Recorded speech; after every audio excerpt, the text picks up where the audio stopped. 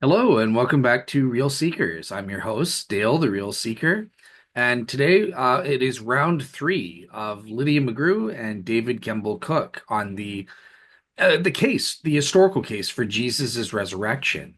And if fans have been following this, you'll remember this episode is going to be specifically on Bayes' theorem and applying that to Jesus' resurrection. Obviously, Lydia is an expert on that. She wrote the 2009 Blackwell Companion article with her husband Tim, specifically doing a Bayesian assessment of the historical evidence for the resurrection.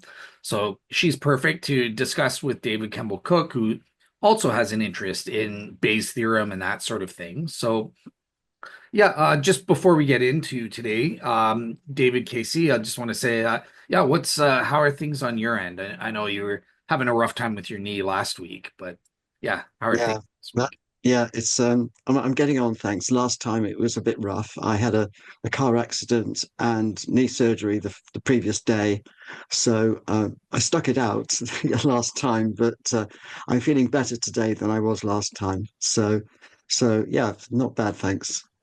Awesome, awesome. And down in the bottom, we have Dr. Lydia McGrew. Hey there, Lydia. How are things on your end there?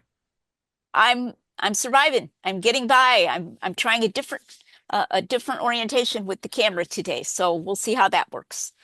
Awesome. Awesome. All right, cool. So with that said, I'm not going to beat around the bush. I wanted for today's format, we're going to do David Casey has a bunch of objections. We're going to look at each one at a time. So David will give one objection, then Lydia will give her response, then we'll move on one at a time thing. So yeah, David Casey, over to you to kind of show the first objection. And if you want to share your screen, go ahead. Okay, right, sharing. I, I'm requesting. Okay, here we go. So PowerPoint sharing and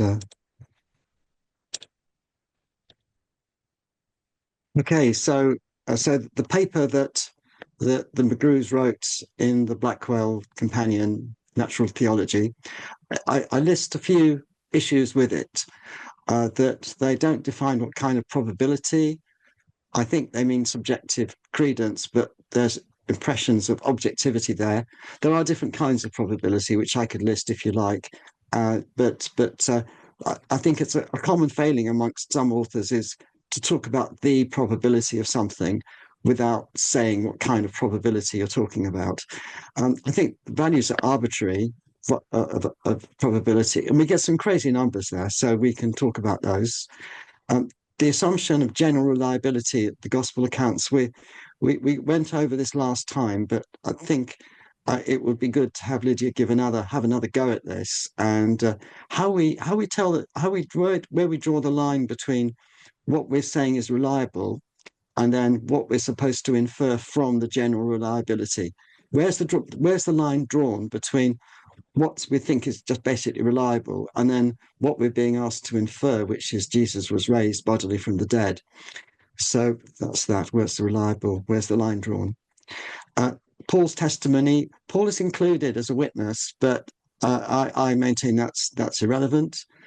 Uh, how we get 13 independent witnesses, that I'm not sure. And I'm looking forward to Lydia telling us how we get 13 who are willing to die. The assumption of independence is a big one. And I don't honestly understand what they say in the article about that, how they can get to independence and how they get round the objection there. So good. And then the Bayes factor there is just crazy. The comparison of a resurrection with a not resurrection is unfair because we need to stack up a resurrection hypothesis with some specific naturalistic alternative, which is covers all the bases as well, rather than just the opposite of resurrection. And they don't, as far as I can see, uh, take into account the theft of the body in consideration of naturalistic alternatives, which is quite a big omission. I mean, theft of the body is a very on the face of it, a likely naturalistic alternative to resurrection. So if we're taking a tomb as being the mode of burial, and then the question of prior probabilities. Really, if if the article is only about Bayes factors and not about prior probabilities, then it's only half an argument. But the McGrews use priors to dismiss naturalistic alternatives, so it seems rather confused to me. Okay, shall I switch this off, stop sharing for the moment, and then we can, or Yeah, well, if Lydia do you has want to keep something to this on?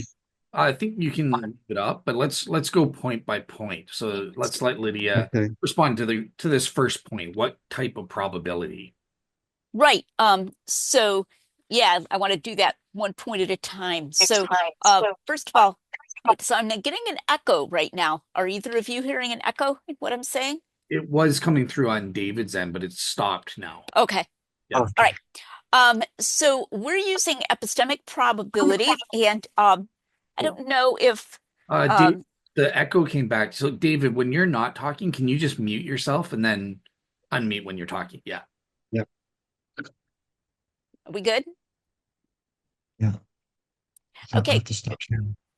So in the document that David sent ahead of time to Dale and me, he talked about a variety of different kinds of probability. And what he argued was that a historical event either happened or it didn't. And if it didn't happen, that should be given a 0 probability. If it did, that should be given a 1 probability. But then he said, other than that, if you're using Bayes' theorem, it's just subjective and it has, he used the phrase, no objective significance. Tim and I would be talking about a third thing, which is neither of those, which is epistemic probability. And I think we have to have that third thing. Epistemic probability relates probability to a particular body of evidence.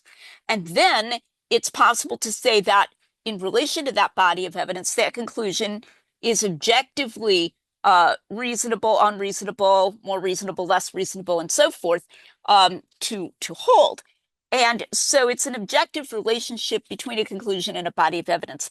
If there were no such third thing, if everything was either, well, it's 0 or 1 over here, because it either happened or it didn't, and then over here it's just, a subjective preference with no objective significance, we would be in a lot of trouble because we're putting people in prison based on the conclusion that they actually, did something. We're concluding that, Caesar was assassinated, various things like that. We think that people are crazy if they don't believe that the Holocaust happened. I think they're crazy if they don't believe that the Holocaust happened. So we're attributing states of much of law depends on a reasonable man standard. We're attributing states of rationality, irrationality, partial irrationality, and so forth to people in areas that have grave practical importance. And in order to do that, we have to have something, some third thing. And I would say that that epistemic probability fills that bill because we say, here's evidence. Here is what a rational person should give as at least an approximate credence to this proposition in view of this evidence and the impact of this evidence. And then that's an objective matter, that relation between conclusion and evidence. So that would be our definition. That would be my answer to number 1. All right. David, unmute yourself if you're responding back. Can you hear me? Yep. Can you hear me now? Yeah. Can you hear me now? Mhm. Can you hear me now? Yes, we Yeah, can. we Can you can. hear us? Or Right, good. Okay, so objective. You're saying this third thing, this epistemic method or type of probability is objective. I understand you to be saying.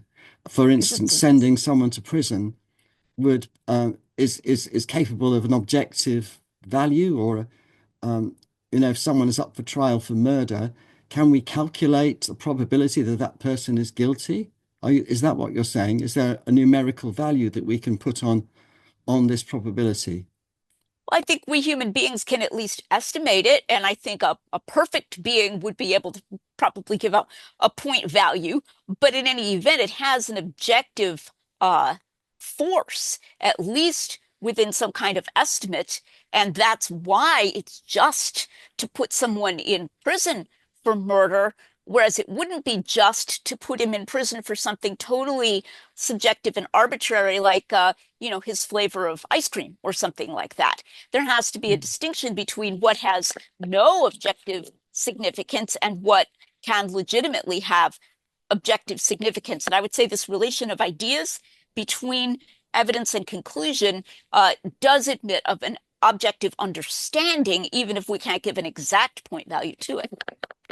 Mm. I think that yes, I think we're in trouble over the meaning of objective here. If by I think it's capable of different meanings, but if we mean something, a procedure that will give a value or a number which all rational people will assent to, then I dispute that that is a that's possible. I think it's all subjective when we're talking about historical events, or indeed if a recent past event like a murder, that it's all in the subjective range, and I don't think there is this third thing in between. For instance, for trials for murder, people get wrongly convicted, don't they? I mean, in the UK, we've had historically famous or infamous cases where you may have heard of the Guildford Four or the Birmingham Six. Recently, there's the case of Lucy Letby, who most people now was wrongly convicted of murder of babies as a nurse, and she was a nurse and was convicted of murder of babies. But people are saying that she was objectively guilty. She was found guilty after a 10-month trial and so on, and refused appeal by three judges. But now experts are coming out and saying that the evidence given was faulty. Um, and so, and people vary, I mean, there's a huge division here between people who believe in guilt and people who don't. It's a subjective thing here. If it's So, completely subjective, then there would be no meaning to saying that she was wrongly convicted, and there would be no meaning to saying she was rightly convicted. You might as well, toss a coin. The very notion that there could be a wrongful conviction, and so, for example, if someone says that the evidence was that the jury was biased, for example, I'm not mm, saying that that was the claim in this particular case, mm, but sometimes we'll say the jury was biased. Well, what's the opposite of bias? It's to be more careful, more cool-headed, looking at things in a clearer, more objective way. All of that would become meaningless if all probability is strictly objective. In fact, we might as well just be complete anarchists and never convict anybody of anything, never acquit anybody of anything, because it's all just subjective anyway. So I think you're making a false dichotomy. And the false dichotomy is between something that's like a machine and it cranks something out, which I would attribute only to like a perfect being or something like that. And then on the other hand, hey, it's just all subjective, which of course, would make it meaningless to speak of someone as being more reasonable or less reasonable, crazy, nuts, biased, careful, etc. Those concepts would all cease to have meaning. So anyway, I think we've staked our positions out pretty clearly on this. As to where we're each coming from. But to answer your question, that was the kind of concept that Tim and I had in mind, was that mm. concept of epistemic probability. Okay, well, we'll agree to disagree there. Let's move on. All right. So the next issue is he says that you give arbitrary values of probability. So I think that's with respect to the Bayes factor. So yeah, Lydia, what's your take on this? And maybe just explain for the audience what is he talking about by in terms of these arbitrary values?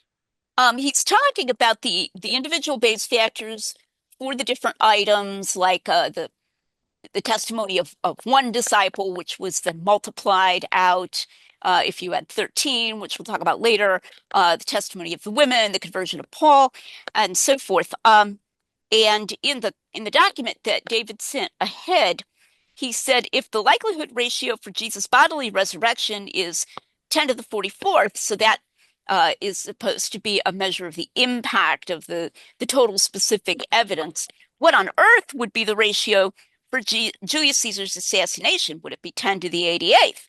And said that that was crazy. Those were crazy numbers. So that was, his further explication of that objection. Now, I think that we do get very high ratios because we do have overjustification in a great many practical and empirical events. So people are sometimes sorry. They're like, oh man, it would be really generous to say that this is, a 10 to 1 ratio or whatever. But I think when we're thinking about certain things like, I don't know, my husband's existence, okay, it's logically possible that Tim doesn't really exist and I've just hallucinated all of it.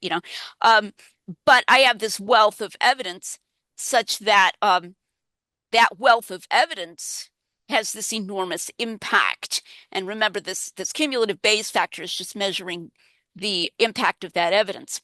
So I don't think crazy numbers are necessarily a problem. I think we often have tremendous over justification for particular propositions from their specific evidence. But I would make another point given David's reference to the assassination of Julius Caesar. Remember that in and of itself, this 10 to the 44th is not the posterior. It is a measure of the force of the particular evidence we consider. So, for example, it could be that the posterior for Julius Caesar's, the posterior is the probability on like all evidence, including prior evidence. So in the case of the posterior for Jesus' resurrection, then you'd be bringing in other things that we don't consider, like arguments for and against God's existence, problem of evil, blah, blah, blah. And it would, so the posterior for Julius Caesar's assassination could still be higher than Jesus' resurrection. I'm not sure I necessarily consider it to be, but it could be. So the incredulity with which David raised that and said, well, this is 10 to the 44th. What would it be for Julius Caesar's assassination? I don't necessarily consider that the Bayes factor for the specific evidence, given the number of sources and so forth, for Julius Caesar being, specifically stabbed and so forth, is all that much different from the impact of the evidence for Jesus' resurrection. I might even say that the impact of the evidence for specific evidence for Jesus' resurrection is stronger. I'm sure David would very much disagree. But the point is, it's going to look less crazy when you consider that we're considering this number measures the impact of specific evidence rather than the prior. So, for example, if someone saw his wife kissing another man, you've got the impact of that specific evidence on his evaluation of how much he can trust his wife. That's one thing. But then you've got his prior probability that he can trust his wife, which might be very high. And so then when you put those together, maybe he wouldn't immediately conclude that he couldn't trust her. Maybe he would have reason to say, well, there's some other explanation. So for the purposes of this paper, the 10 to the 44th was just measuring the impact of that specific evidence. And I think that might help. So that would be my response to that. Right, David, Yeah. anything? Yeah.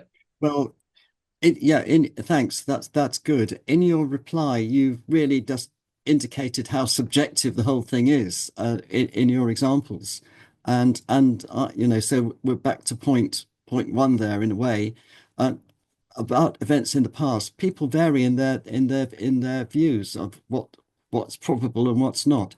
I agree that Caesar's assassination, most people would say, is their credence is very high.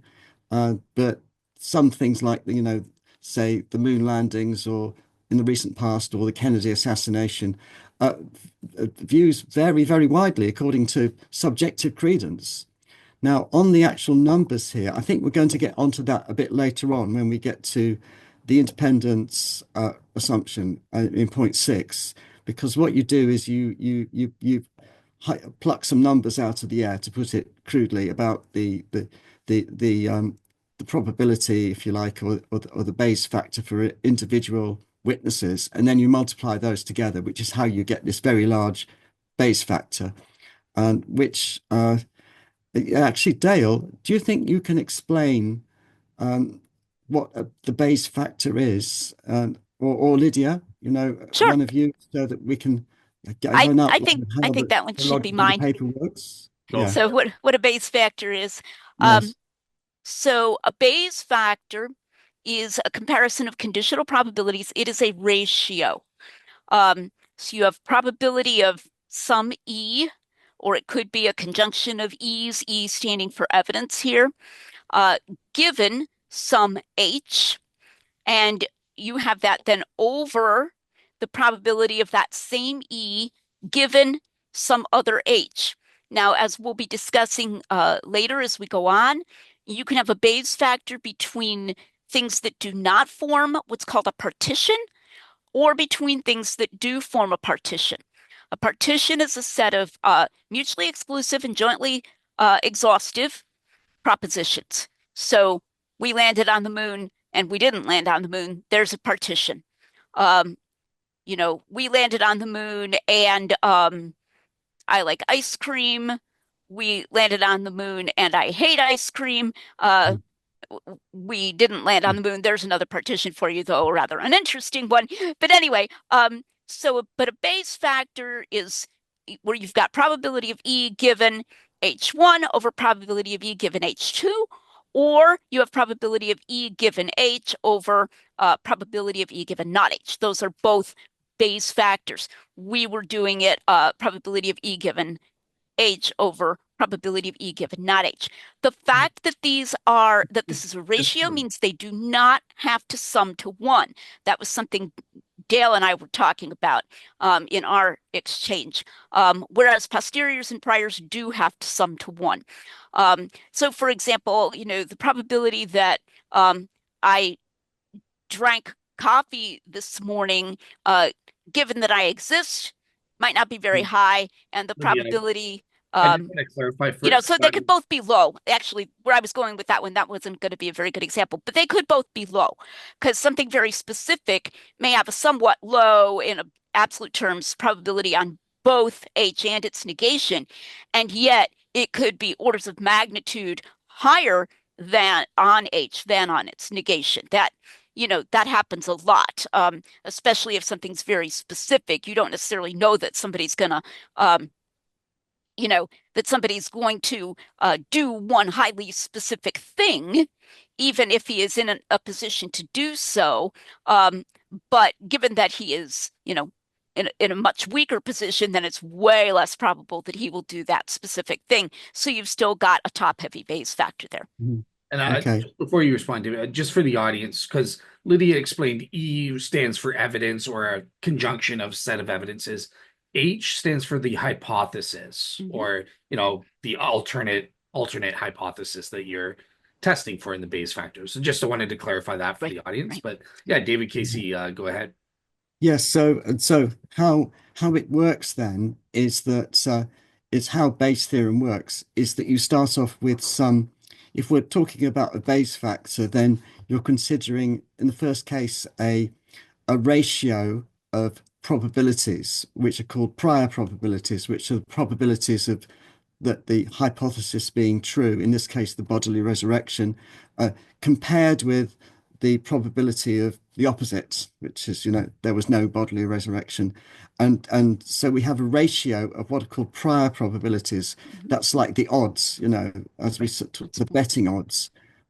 So if we were open-minded about the resurrection, we might start off with probability of the resurrection being a half. And so we'd be starting off with a ratio of a half divided by a half if we're open-minded.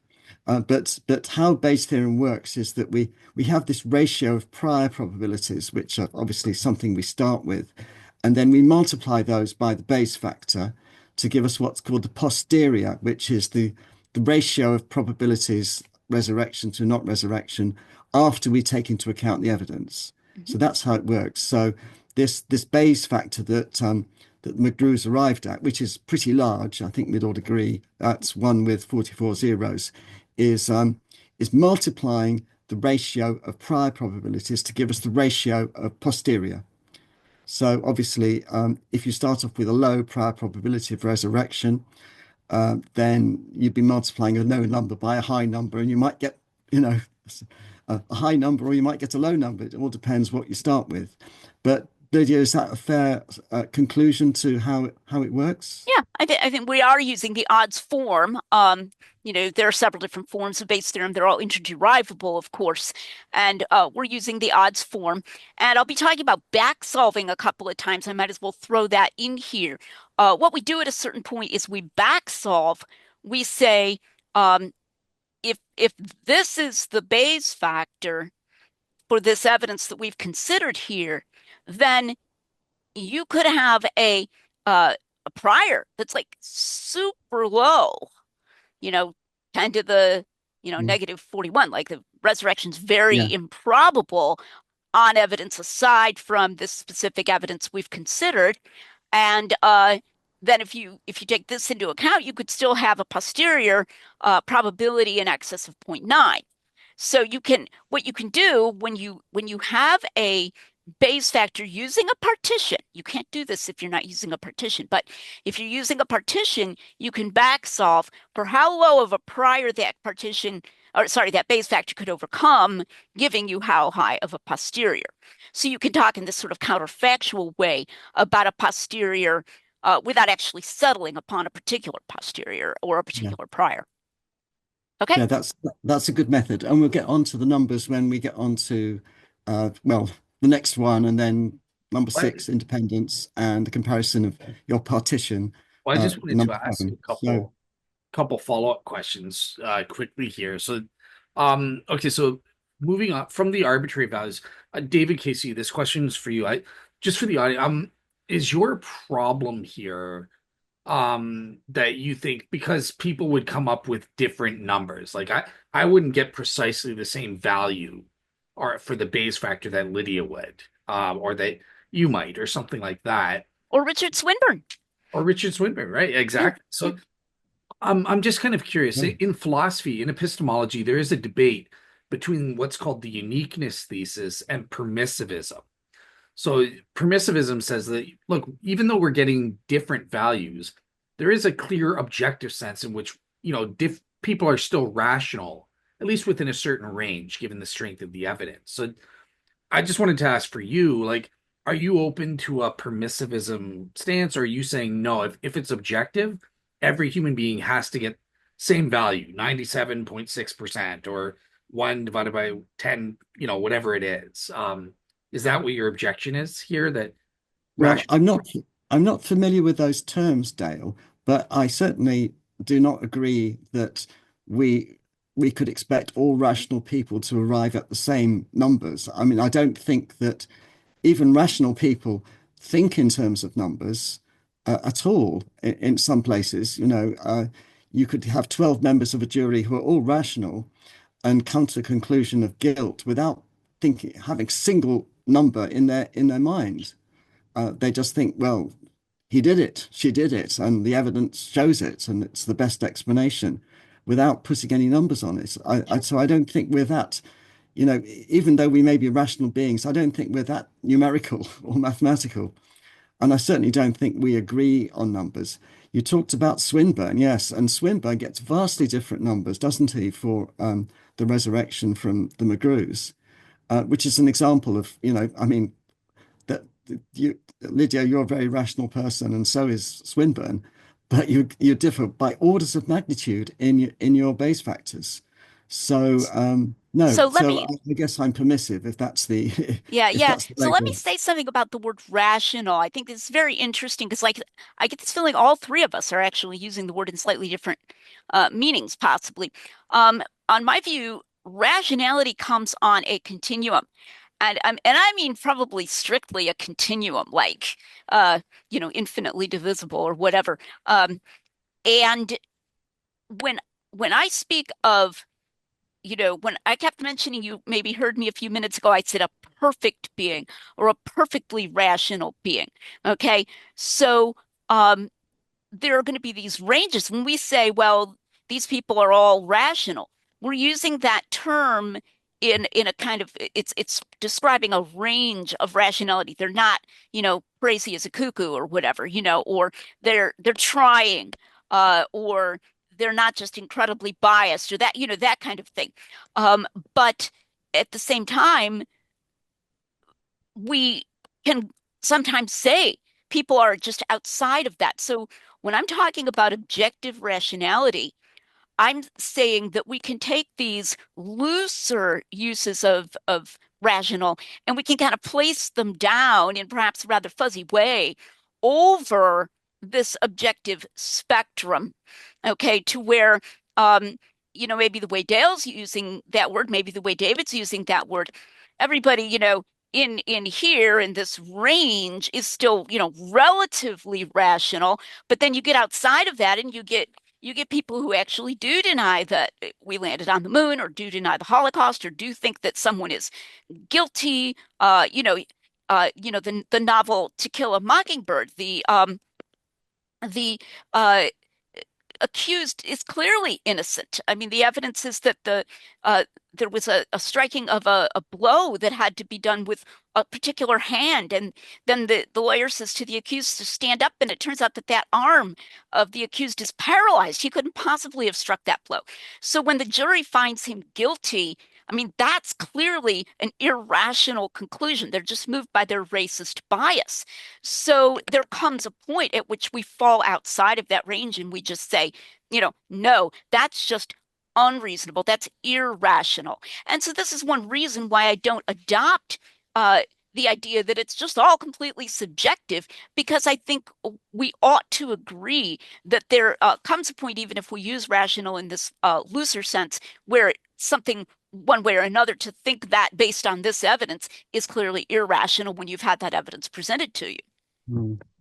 Absolutely. Yeah, Right. yeah. Well, I think we're agreeing to disagree on that. Okay. I accept this objective reality that we're talking about, but how we can define rational, um, I mean, many with historic miscarriages of justice, most rational people accepted the verdict of the courts, and then then different opinions arose and more evidence came out, and what was previously accepted by all rational people is now no longer accepted.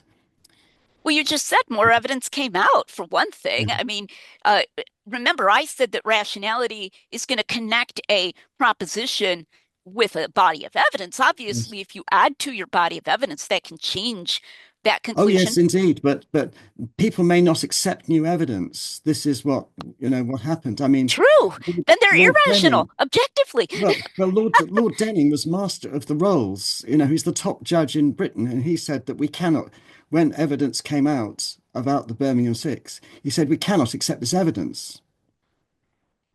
I think the very And if he's not passion of your rational, who is? well, the very well, I mean, the very passion of your urge for justice, you'll notice that in the example I gave from that novel, they were convicting, and they were Mm, being irrational in convicting. So definitely, I don't think you should assume that a completely subjectivist approach, hey, it's all just subjective, it's going to favor the accused. It could just as well disfavor the accused on the basis of mm, animus and bias. So, what we need to be aiming for, and what the Anglo-American system of law has aimed for, is to try to be unbiased and to try to be fairly evaluating the evidence.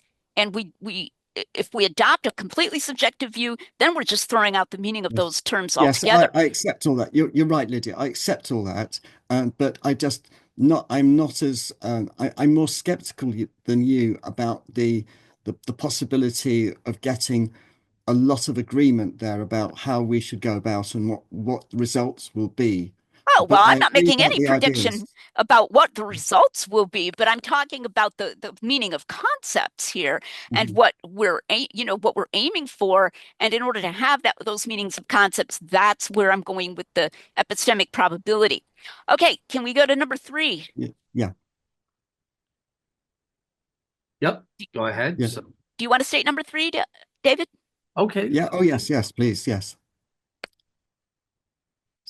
So, Um, I state, sorry, yeah. So I have it up here, but but last time you were talking very well about we should accept the gospel accounts as reliable, and I put that in quotes. I hope that's not being unfair to you, but you gave a mass of evidence of reasons. You talked about undesigned coincidences, and historical references, and other extra biblical references, for instance, to the suggestion or the idea that the authors were trying to write accurate reports of events. But so the question is I mean, if we're going to accept the gospel accounts as reliable, then we're going to accept the resurrection appearances accounts as reliable as well, and then we can all go home, yeah, and do something else with our time. But so I think there's a line to be drawn. So I think I understand you, Lydia, saying that we have to accept, or you're asking us to accept a whole lot of stuff that's in the Gospels as reliable, and then from that go on to infer the resurrection, the bodily resurrection accounts as also reliable, at least that the witnesses experienced what is reported. Is that correct? And if so, how do we draw this line? Okay, so not quite. It's not quite correct. So one thing I want to say first of all is that a source is reliable, a proposition is true or false. So I know that sounds like a verbal quibble, but I wouldn't say a fact is reliable. I'd say a fact is or a proposition is true or false. A source is reliable, more reliable, less reliable, unreliable, etc. So terminologically also, I would now use the term high reliability rather than general reliability. In the Blackwell volume, we did not realize that the term general reliability could be misunderstood to mean, hey, they're generally reliable, but sometimes I just make stuff up. That wasn't what we meant. So now I don't even use that phrase general anymore. I use the term high reliability. But secondly, no, based on high reliability, I think we should be able to say that this is what they claimed. Not necessarily that this is what they experienced. I mean, it's logically possible that they lied and that this isn't what they experienced. I don't think that's probable. I don't think David thinks that's probable either, that they just outright lied.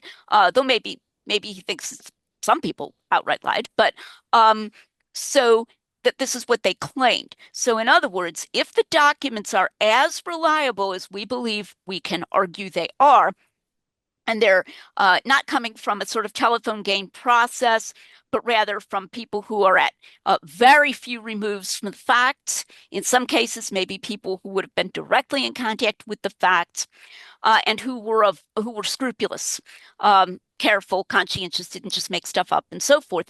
Then we should be able to conclude that these accounts represent what the alleged witnesses claimed. Obviously, I'm not going to say, if I say they were the actual witnesses, then that's question begging, right? But the alleged witnesses, the people who, ostensibly saw and experienced these things, this is what they claimed in detail.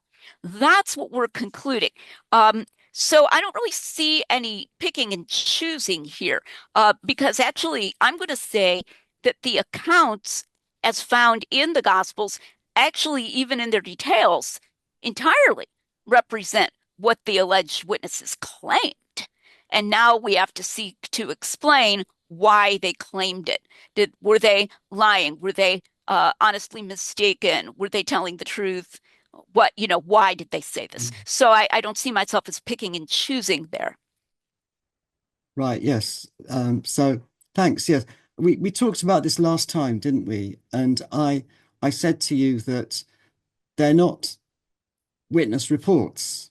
We don't have eyewitness reports in the Gospels. What we have are accounts, reports in the third person. This happened, that happened. We talked about the resurrection of the saints in Matthew 27, reports of Jesus eating a piece of fish in Luke, Jesus eating by the seaside in John. These are third-party reports. They're not eyewitness claims.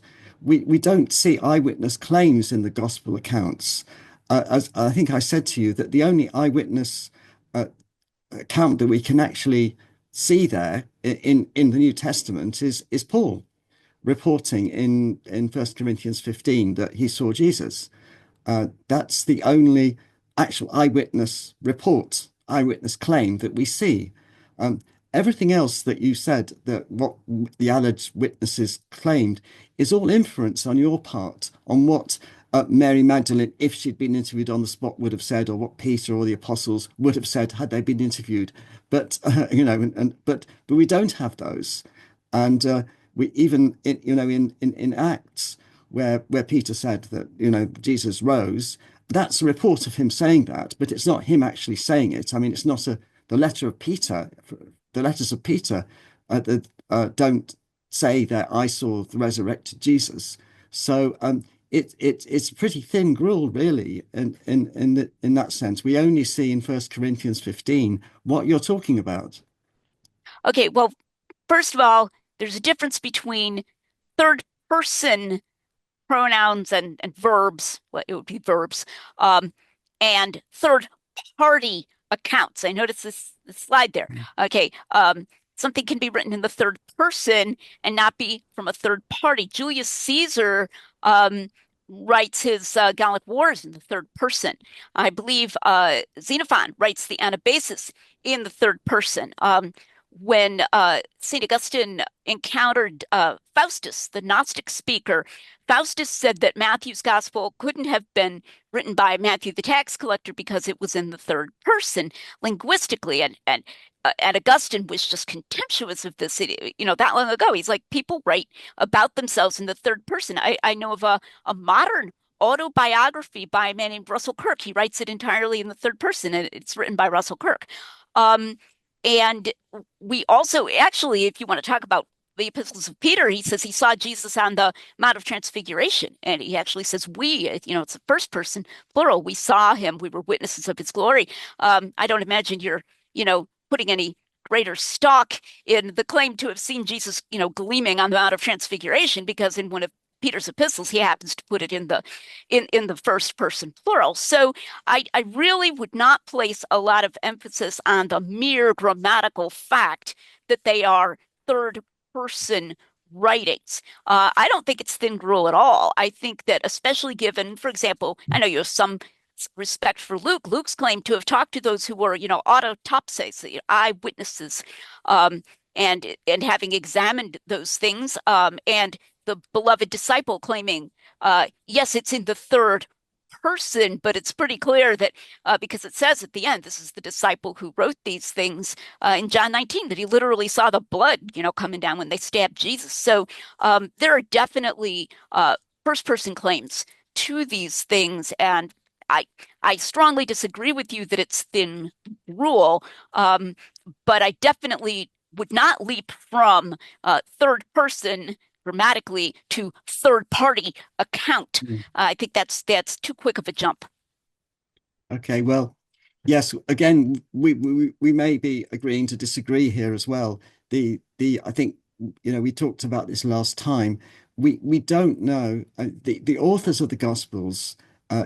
If they were actually eyewitnesses to the resurrection, then that would be a thing. That would be a thing, and we'd have eyewitness accounts, even in the third person. I agree. Eyewitness accounts can be written in the third person, but which of them are you suggesting that the Gospel of John is an eyewitness account? Oh, absolutely. And I think Yeah. I have enormous. That's why my book on the Gospel of John is called The Eye of the Beholder. That he was the beholder. So it's the eye of the beholder. That Okay. one for sure. Yes, very strongly so.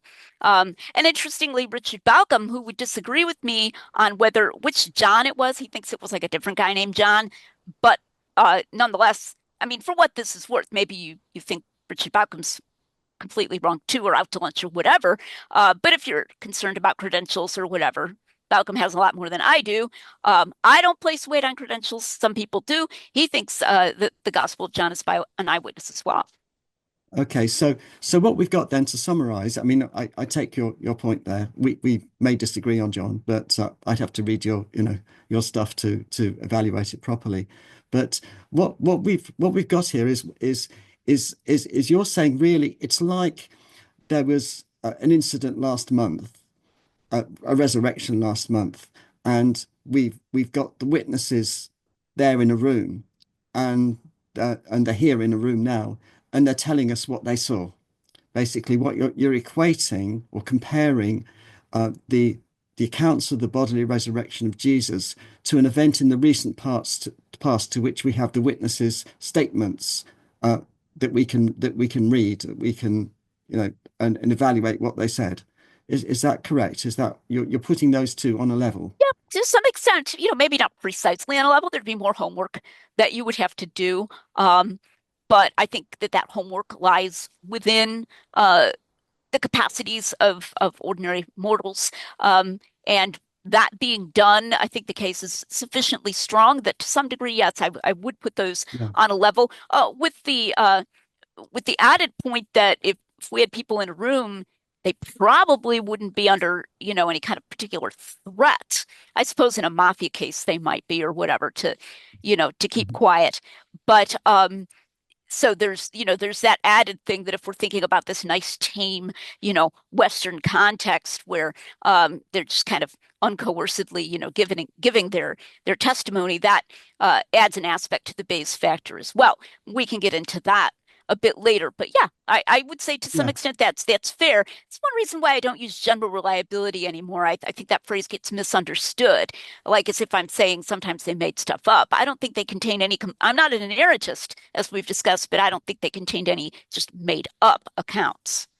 Okay, that's very helpful, Lydia. Yeah, so it helps us and everyone, the viewers, to see where you're coming from. Is that you're basically saying that we've got a comparability, or if not equivalence, a rough um, ability to compare the type of evidence that we have about the resurrection with something that happened recently, to which we have witness statements from people that are we could treat as, still alive, that and that we could imagine them in a room writing down their statements and then accepting what they say on the basis of are they reliable or not. So Well, that's very helpful. trying to explain. So once again, I don't personally know Thaddeus. All right, the I'm using the reliability of the counts to get me to this is what these guys claimed. Then I'm going to be looking. So I often say the content means that it's very unlikely that they were normally mistaken, and the context means that it's very unlikely that they were lying. Yeah, So yeah. it's not like I'm saying, hey, I personally know Bartholomew or whatever, and I know he's a really reliable guy, so I'm going to accept it. But rather, the my evaluation of the value of his testimony can also come from the surrounding context and the kinds of pressures surrounding the person. So I want to be careful. I'm attributing reliability to the documents, and then I'm attributing, credibility to the statements within the documents, in part because of the context in which they were made. That's good. Okay, Okay. thank you. Thank you. Yeah, shall we move on then? Yeah, yeah. I was just going Yeah. to say number four. So, okay, so number four is Paul's testimony is irrelevant because it has nothing to do with a bodily resurrection. He had a vision. He doesn't talk about a bodily resurrection. So I know, yeah, you guys have gone over that. So Lydia, what's your take on number four? Yeah, yeah. So, and I have the way that David stated it when he said it here. So one of the things he said is, I'm not convinced by Lydia's justification for using Paul's witness on an equal basis with that of the women as regards the bodily resurrection. I would actually beef up the women's value of the women's testimony now. I may say a little more about that later, even beyond what we did in the paper, for reasons of further reflection upon the variety among the women and so forth.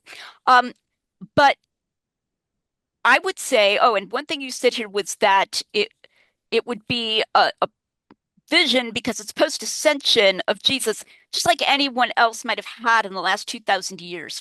So I would emphasize that if we selected just, sort of any old vision of Jesus claimed in the last 2,000 years, Paul's is better.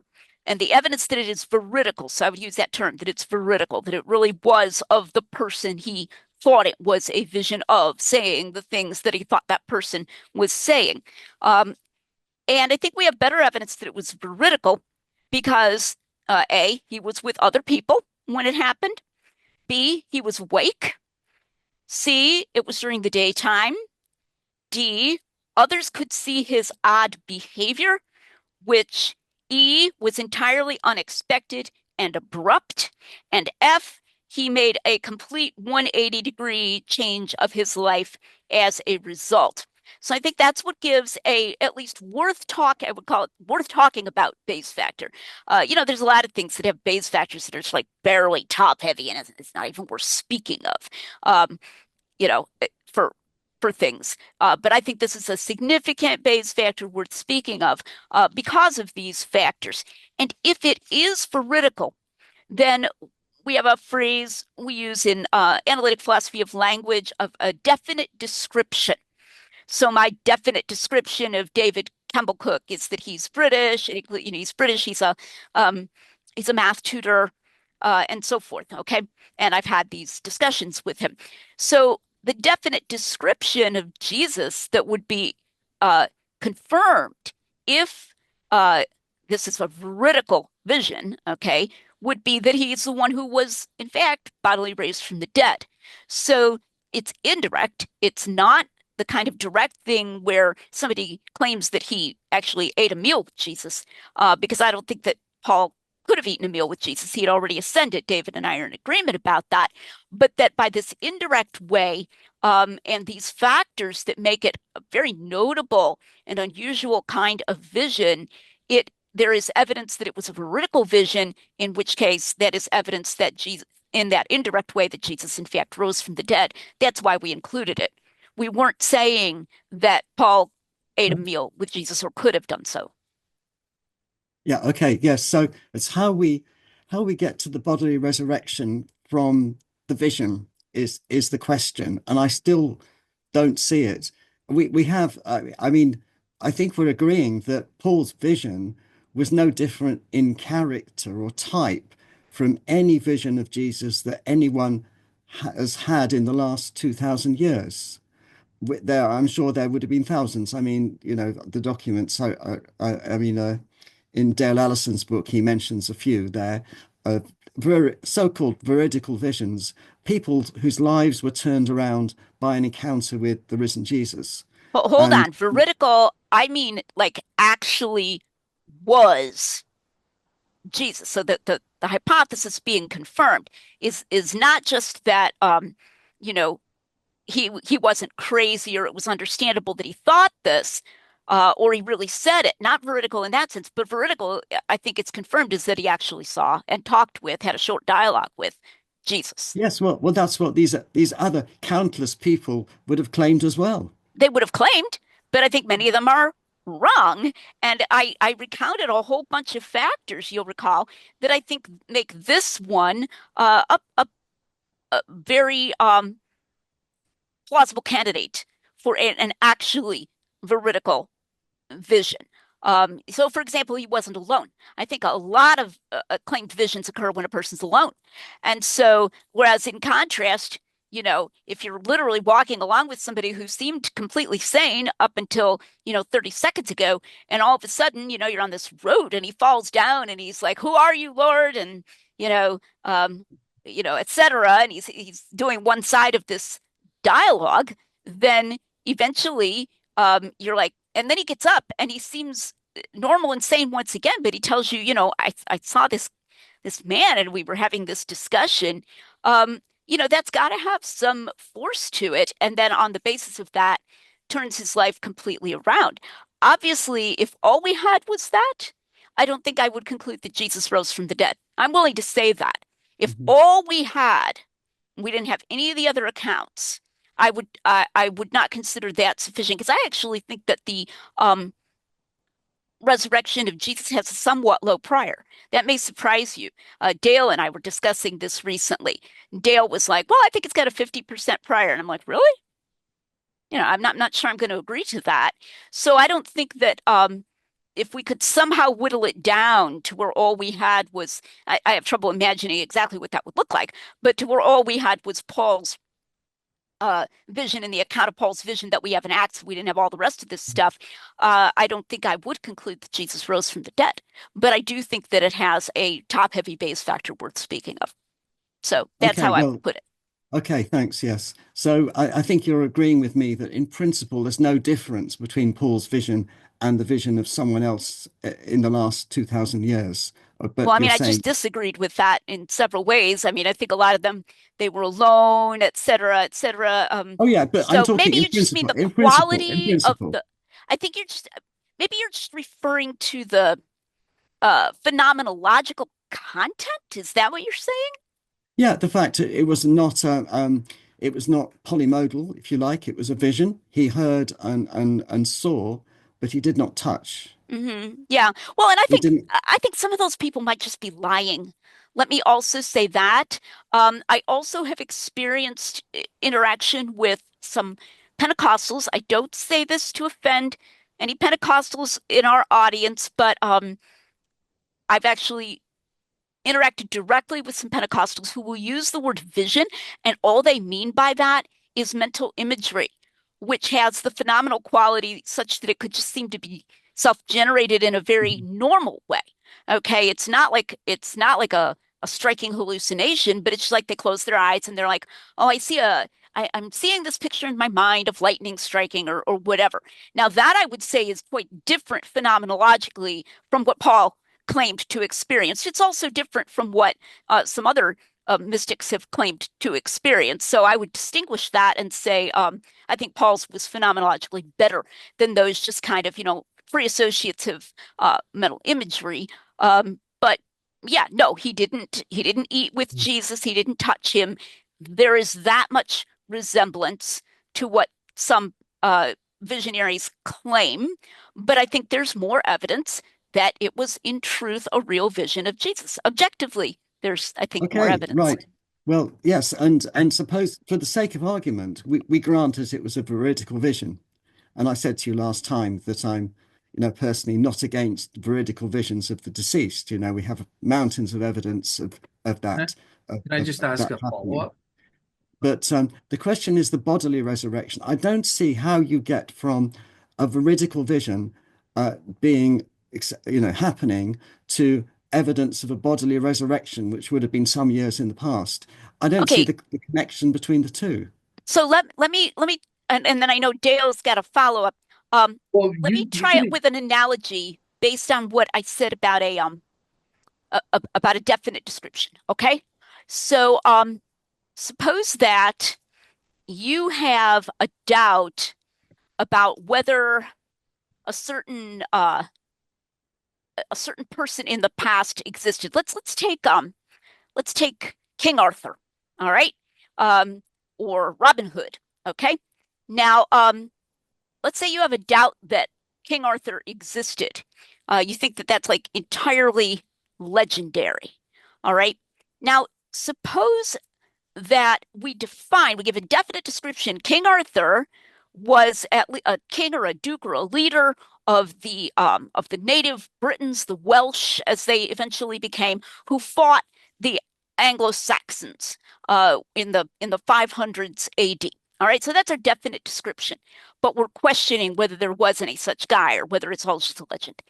If in fact I have a veridical encounter with King Arthur, which I don't think I ever would, but let's suppose we conclude, yes, I actually talked with the spirit of King Arthur, and that's our definite description, then that entails that King Arthur existed, that there was this guy who was known as Arthur, possibly the bear, the word Arthur means bear, who led the native Britons in fighting against the incursion of the Anglo-Saxons in the 500s. So in the same way here, if it's a veridical vision of Jesus and the definite description of Jesus is that he's the guy who rose from the dead. And remember, in the vision, he says, I'm Jesus whom you are persecuting. So that he's supposed to be the guy who rose from the dead, who's being preached to have risen from the dead by these disciples whom Jesus or whom Paul is persecuting. Well, then, if it's a veridical vision, then he's really seen this guy who really did rise from the dead. So that's where my term veridical is carrying a lot of weight in connection with the meaning of the term Jesus within the context of that vision.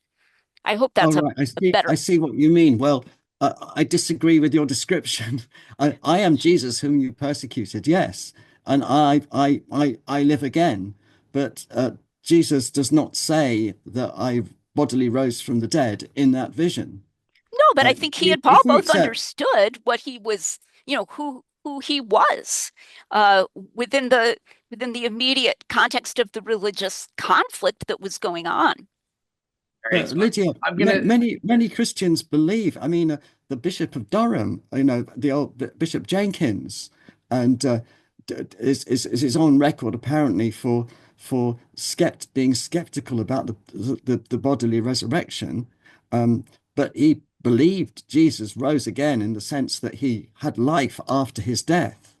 But Yeah, you're what? gonna get a big eye roll out of me on that. I think it's heretical. But aside from that, I don't think it's what anybody understood to be the religion that Paul was persecuting. I think all the actors involved in this context knew what the religion was that Paul was persecuting, hence the mockery that Paul sometimes faced.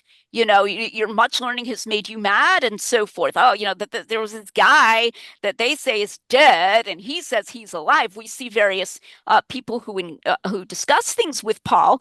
They know, everybody knows in that context that, that Yes, that yes, what's meant by Jesus is not what that Bishop of Durham meant by Jesus' resurrection. But certainly. Dale's been patiently waiting here with his follow-up. Go for it, Dale.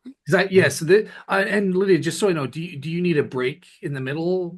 Pretty soon. Yeah, I am. Maybe we'll finish this question, come back to do 5 through 9, possibly.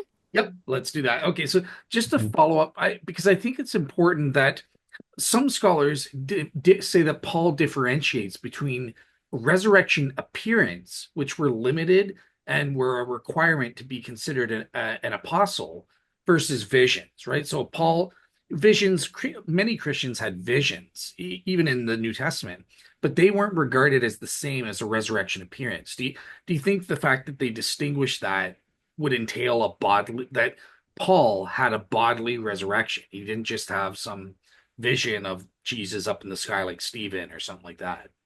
Well, first of all, I don't think there were many. There's Stephen. Um, I'm having trouble thinking of anybody else, to be honest with you, in the New Testament at any rate. Um, no, I don't think Jesus floated down from heaven and floated 20 feet off the Damascus Road to where if Paul could have gotten on I don't know, a platform or something and been raised up high up there, he could have given him a high five. It's very clear that once Jesus ascends into heaven, he doesn't come back until he comes back, and that he wasn't coming back within our space-time continuum there. And in fact, I think Paul's theological teaching supports that as well. I think Paul based his apostleship on the combination of that visionary experience and his having been commissioned by Jesus in a special way. Stephen was a deacon, so of course he was a leader. But I think Paul would have said he was not commissioned as a teacher of Jesus' doctrine to the same degree of authority that Paul, was commissioned. So that like that commissioning question it's like a separate question from the exact quality. In fact, I even think we find a tiny bit of what I might call defensiveness on Paul's part. You know, Paul was a real person and he had a real person's, I don't know what to call it, personalities. He was a bit of a control freak. He was touchy about money. And I think he was touchy about his apostleship. And I think that's why he says, last of all, you was seen by me also as of one born out of due time, for I am the least of the apostles because I persecuted the church. But then he also insists that his apostleship is real because he was, in fact, commissioned by Jesus as an authoritative teacher. So maybe that's not the answer you wanted, but that would be my answer. Yeah, no, fair. I wanted your answer, so I got what I Cool. wanted. All right, cool. So let's take a 5 minute Take a break, break. and Hmm. we'll continue on. So, Okay. all right. So yeah, we are back. So let's get right back into it with starting with number five. And this is where David KC is asking, how do you, Lydia, get these 13 independent witnesses to a bodily resurrection, all of whom are willing to die? Where does that come from? Okay. So we'll get into independence under number 6, but where's number 13 coming from? And David spelled out his question a little more in a document I got ahead of time. So Acts 1 names the 11, and then they do this little election thing where they want to elect a 12th. And so Matthias is elected. He meets their criteria that he's capable of testifying to Jesus' resurrection, among other things, and that he was there for Jesus' ministry. So Matthias is number 12, and then number 13, James, the brother of Jesus.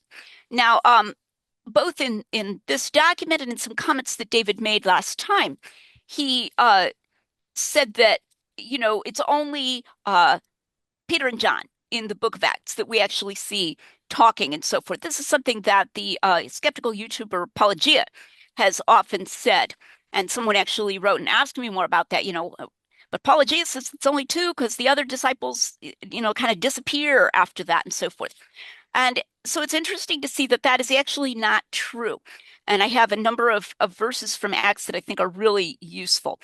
So in Acts 1, again, I want to emphasize the 11 are specifically listed and for an evidential reason, because we have an account of this business meeting. It's not even a miracle. It's just this business meeting that this new little group has where they're like, who's going to be our 12th guy, our 12th witness? And then they specifically name two candidates. They cast lots, whatever that involves, and they pick Matthias. So they're listed for a evidential reason. Second, very, very, very important. When Peter stands up, and we have the account of his first sermon on the day of Pentecost, it says, Peter stood up with the 11.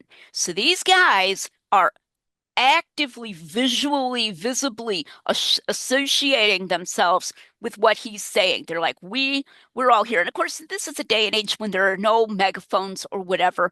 I wouldn't be at all surprised if there were retellings by them, within that crowd. It's like thousands of people to get that information out so everybody can hear it. But in any event, it explicitly says stood up with the 11.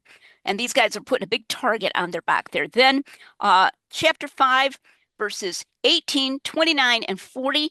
This isn't just the arrest of Peter and John. We shouldn't conflate that. This is a second series of arrests, and it says Peter and the apostles, plural. Now that's at a minimum 3, because if you have Peter and plural apostles, that's at least 2 more. But I think probably it means a substantial number of those. And they're flogged. They're told not to do this, not to say this, and they answer. I'm not saying they answered in chorus, all, but they're all agreeing and associating themselves with this answer to the leaders. Hey, we're witnesses of Jesus' resurrection. We can't stop. Then in chapter 6, it's still using the word apostles in this more restricted sense. As the book of Acts goes on, I think apostle takes on a broader sense. But at this point, it's clear because it says the 12, and it distinguishes the 12 from those who are the 12 who are preaching the word, it says. So they're having a primarily teaching ministry, from those whom they elect to be deacons, to do this practical stuff, because they're like, well, we got an important job already. We can't deal with all these jealousies and so forth about giving out food. So it's distinct from other leaders. The use of apostles there is still narrow, and it's been clearly defined, and these names have been given. So it's not just 2. Then as far as so that's where we're getting 12. Then as far as James, the brother of Jesus. So we have multiple items of evidence that go to show, I believe, that James, the brother of Jesus, was willing to die, and actually did die, because he believed in Jesus' resurrection. First of all, we have, of course, his prominence in the early church, which is attested in multiple places in the book of Acts. Then we have Paul's statement in 1 Corinthians 15 that he had a resurrection appearance. That's very brief, but I'm putting together a cumulative case. We have Josephus' account of his death, and it's quite interesting. Josephus explicitly associates the death of James with persecution from Ananus, whom Josephus specifies was a Sadducee. And Josephus says the Sadducees were harsh against offenders in that passage in Josephus' Antiquities, chapter 20. But he doesn't say why James would be considered an offender. It's very interesting. Now, in Hegesippus, the other person from whom we have an account of James's death, um, Hegesippus doesn't mention the Sadducees, but he says that the sect who killed James, and they threw him down from a high place and then they beat him to death when he didn't die from the fall. They gave him a chance to recant and so forth, and that they were those who deny that there is any resurrection. And of course, we know from Josephus as well as from the Gospels that the group who deny that there's a resurrection are the Sadducees. So I think you put all of this together, and you definitely get uh, James, the brother of Jesus, being willing to die and eventually dying for his attestation to Jesus' resurrection. So to answer your question there, we can deal with independence and the next numbered item, but that's where I'm getting the number 13. Okay, right. Thank you. So we could talk about the names of the people that you've had, just a collective word, haven't we? The apostles. And No, we I don't. think We it's have a really, list. oh yes, but as we go on in the book of Acts, I'm saying the names of these guys don't appear, do they, after I a don't think, certain I mean, if point? you've gone to the trouble and you're writing a historical book to list the names and you've told everybody super explicitly whom you mean by this, and then later you even use the word the 12 again, alluding back to that list you made, I think it becomes unreasonable to expect Luke to literally list the names every single time he Oh no, I refers. wouldn't. No, no, let's get Luke off the hook here. No, I wouldn't expect him to have done all that. No, just talking about the quality of evidence that we have. And we don't know. I don't think that they were willing to die. They may have, they stood up with Peter at the beginning, but we don't know if they went off somewhere. They faded away. Uh, they under persecution or whatever. We don't know that, but it's an Actually, inference. we But do, because Luke explicitly says that they went away rejoicing that they were to be held worthy to be persecuted for Jesus' sake. That's in Acts 5. So we know Mhm. they didn't fade away under persecution. They're like specifically, explicitly refusing to fade away under persecution. Yeah, So in Acts 5, yes, I'm just talking about later on. We don't know what happened to them. We've only got the records of the martyrdom of, as you say, James, and then the early church records the martyrdom of Peter and Paul. well, this is And why Tim and I use the phrase willing to die. This is why we've tried to be careful not to say that every single one of them did die a Mhm. martyr. But I actually believe that the fear of martyrdom was highest in some ways against this group because they're kind of all in one place where you can find them at the beginning. And indeed, the Pentecost is only like 6 weeks after Jesus was crucified by a collusion between the religious leaders and their pressuring and Pilate giving in and crucifying Jesus. I think it's a very scary time. And if there were any doubt that it's a scary time, the continued orders, we're going to drag you in, we're going to beat you, we're going to say, shut up, stop doing this. And then the persecution from Saul before he became Paul served to emphasize that this is a very scary time. In fact, in chapter 8, we're told, I didn't mention that one, that the people were scattered because of the persecution from Saul, but the Okay. apostles remained in Jerusalem. So I don't think, I think it's unreasonable to disregard the evidence we do have by imagining some other evidence that we could have. I know my husband loves me. If he had forgotten to get me flowers yesterday on Valentine's Day, I would still know that he loves me, even though and he didn't forget, by the way, he did get me flowers, but even though I didn't have that particular bouquet. And so, in the same way, to say, well, we don't have blow by blow, descriptions of their ongoing life right up to the end, and we don't know their whole, life histories. Well, but this is what we do know. And I think it very clearly indicates a willingness to die of these specific named individuals. Okay. Thanks, Lydia. That's good. Could we, on the independent part, can we move on to number 6 then? Yeah. Can I just one quick follow-up, Lydia? I'm kind of curious. Couldn't you also make the argument if one or more of them had recanted, wouldn't we expect a mention? I mean, we do get the mention of Judas who betrayed Jesus. So, like, couldn't we say historically we would expect evidence talking about, the traitors that left if they did as well. I would say it's not a nothing argument, but it's a somewhat weak argument. So you remember before I talked about that you can have a top-heavy base factor, but it's not a very top-heavy base factor. I think it's real important to be careful. Let's say that after the first, I don't know, 10 years, um, because Jesus had told them to go into all the earth, right? That some of them went far away beyond the Roman world. All right. Then it's going to be hard to get word back, right? If Thomas is tortured in India and he recants, um, I'm not saying we know that Thomas went to India, but there is a tradition to that effect. Then I want to be careful about saying we would have, that word. I'm often emphasizing in answer to the argument from silence on the part of skeptics that everything we have telling about events in that first century would feel like one shelf. So documents are lost. They were, they sometimes they would disintegrate. The documents would literally fall apart, not be recopied, and so forth. So I would want to be careful about that particular argument from silence. I think it would be stronger if it were applied to these first years. And yet the even stronger point is that within these first years, we have definite positive evidence that they did not recant, that they defiantly refused to recant. So I would put the emphasis on that positive evidence during these early years. Gotcha. All right, cool. So yeah, let's get to this number six. This question in Bayes' theorem. It's important. The independence question. Are these Bayes factors independent? Could we explain why independence is important here? What Sure. what what happens Yeah, go for it. in the calculations? Yeah, yeah, and this has been a focus of my research, my secular articles as well.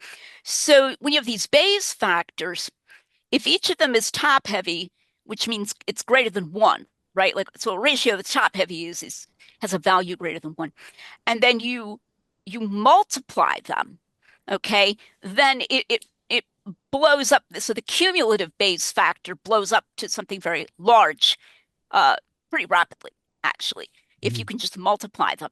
Um, So it comes to it's a fundamental law of probability here that if you have two events which are considered to be independent in the sense that neither affects the other, uh, then if the probability of one happening is the same whether or not the other happened, so in that sense, then the probability of them both happening is the product. We can multiply the probabilities of themselves. So, for instance, the probability of getting, if I roll a die twice, the probability of getting two sixes is 1/6 multiplied by 1/6 because the two events, the dice are independent. Each thrower is not affected by the previous throw, so that I can multiply the probabilities together to get a probability of 1/36 of getting two sixes.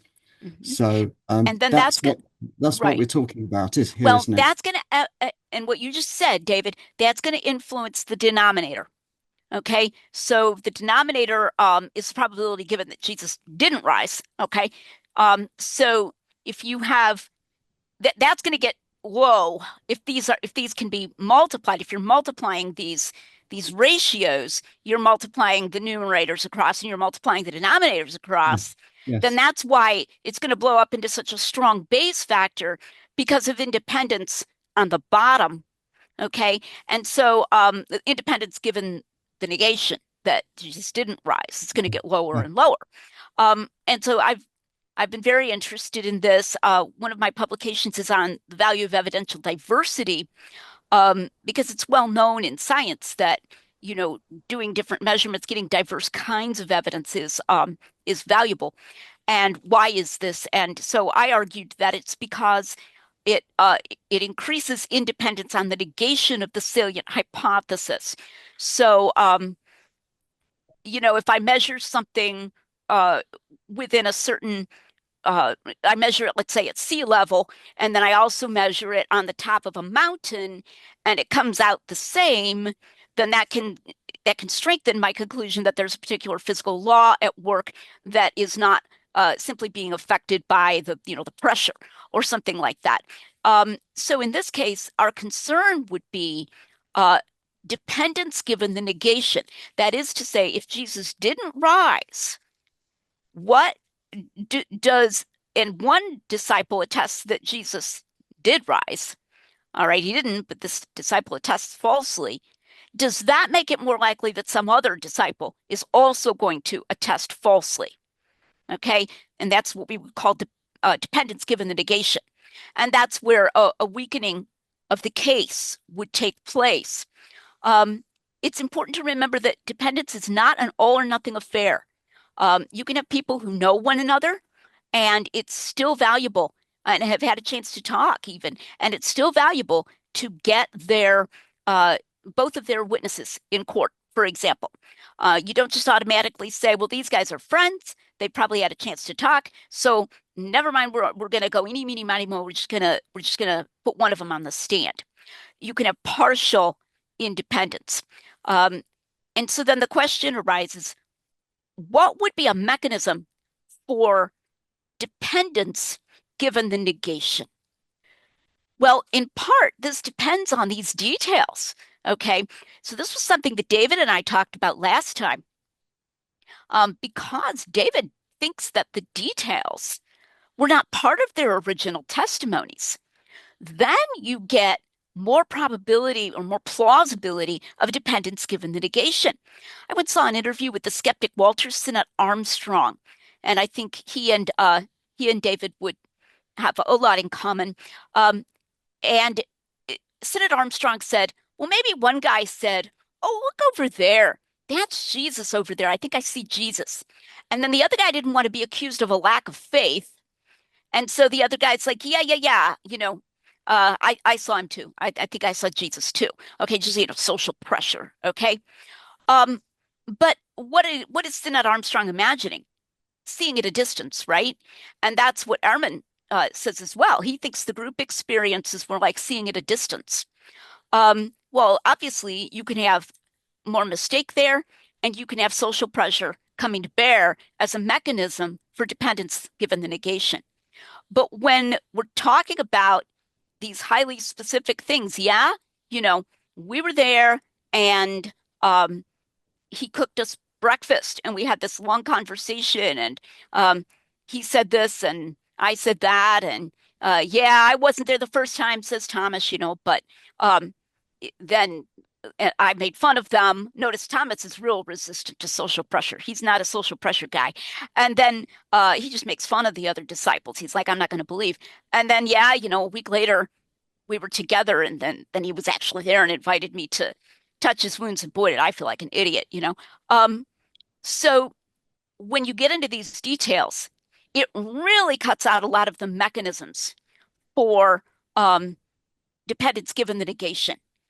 And in particular, I noticed in your notes, David, that you sent ahead of time, you didn't quite understand the cold feet objection to dependence, what we had said. No, I don't. But Okay. could we stay with independence? You come back to that, the cold feet. Well, because that was something we brought up to defend our independence assumption, was the cold feet. We said, if one guy sees another guy, if it's part of our evidence that somebody's punished, so for example, Peter is imprisoned by himself at first, and then the male disciples are beaten, and we've got women out here who are seeing that the male disciples are beaten, so that kind of thing. Then if you know that it's false, and that's part of what we were directing it at, the mechanism for dependence given the negation would be that they're colluding in a falsehood.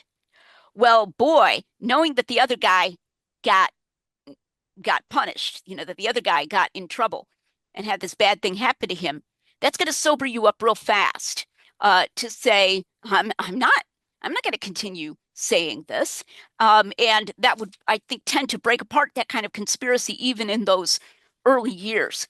So I think we've got this factor, and this was where I first got this idea for a factor to correct for dependence, was from something that Tim wrote in this article, and then I went on and wrote a whole series of articles about this correction factor. That correction factor would have to show more dependence given the negation than dependence given the truth of the resurrection in order for the assumption of independence to be distortive. And then it would depend on how strong that correction factor was, how much greater the dependence given the negation was, how uh, how much we had to correct for dependence given the assertion. And I think we can make a plausible argument for the reasons that I've just given and others, but I don't want to go on for too long here, that there does not need to be any significant correction factor for dependence given the negation. I'll just quickly give a couple of those other reasons that we didn't talk about in the article that I would now talk about. I've made a blog post about this since then, which are the differences of pressures, social pressures. So, for example, James is in a different social group from Peter. Peter's a despised Galilean fisherman. James is a highly thought of Jerusalem Jew. And very highly thought of by the Jews, according to Hegesippus. The women, Joanna is the wife of who's named as a witness, is the wife of a high governmental official. Mary Magdalene is a woman who was previously believed to have been possessed by demons. Okay, so we've got all these different people influencing these people who are claiming that this stuff has happened to them. That, I think, is important for giving us varied evidence. And there are people, when we did testimony of the women, we didn't even break out the different women's names. So there are considerations that I think we could have even brought in as well. Additional names, additional people, additional variety of additional contexts in which they claimed to have seen Jesus. One more point I'll make, and then I'll shut up on this one. There's an article out there by an author named Arif Ahmed. He's a probability theorist, and he makes a comparison between the resurrection and a magic trick where a bunch of people are sitting in an audience and they all seem to see someone. I forget if he says sawn in half or walking on water or whatever. Okay. And he says we can't regard these as independent because whatever there is about this trick that makes it look like it happened to one guy, it's going to make it look like it happened to the other guy.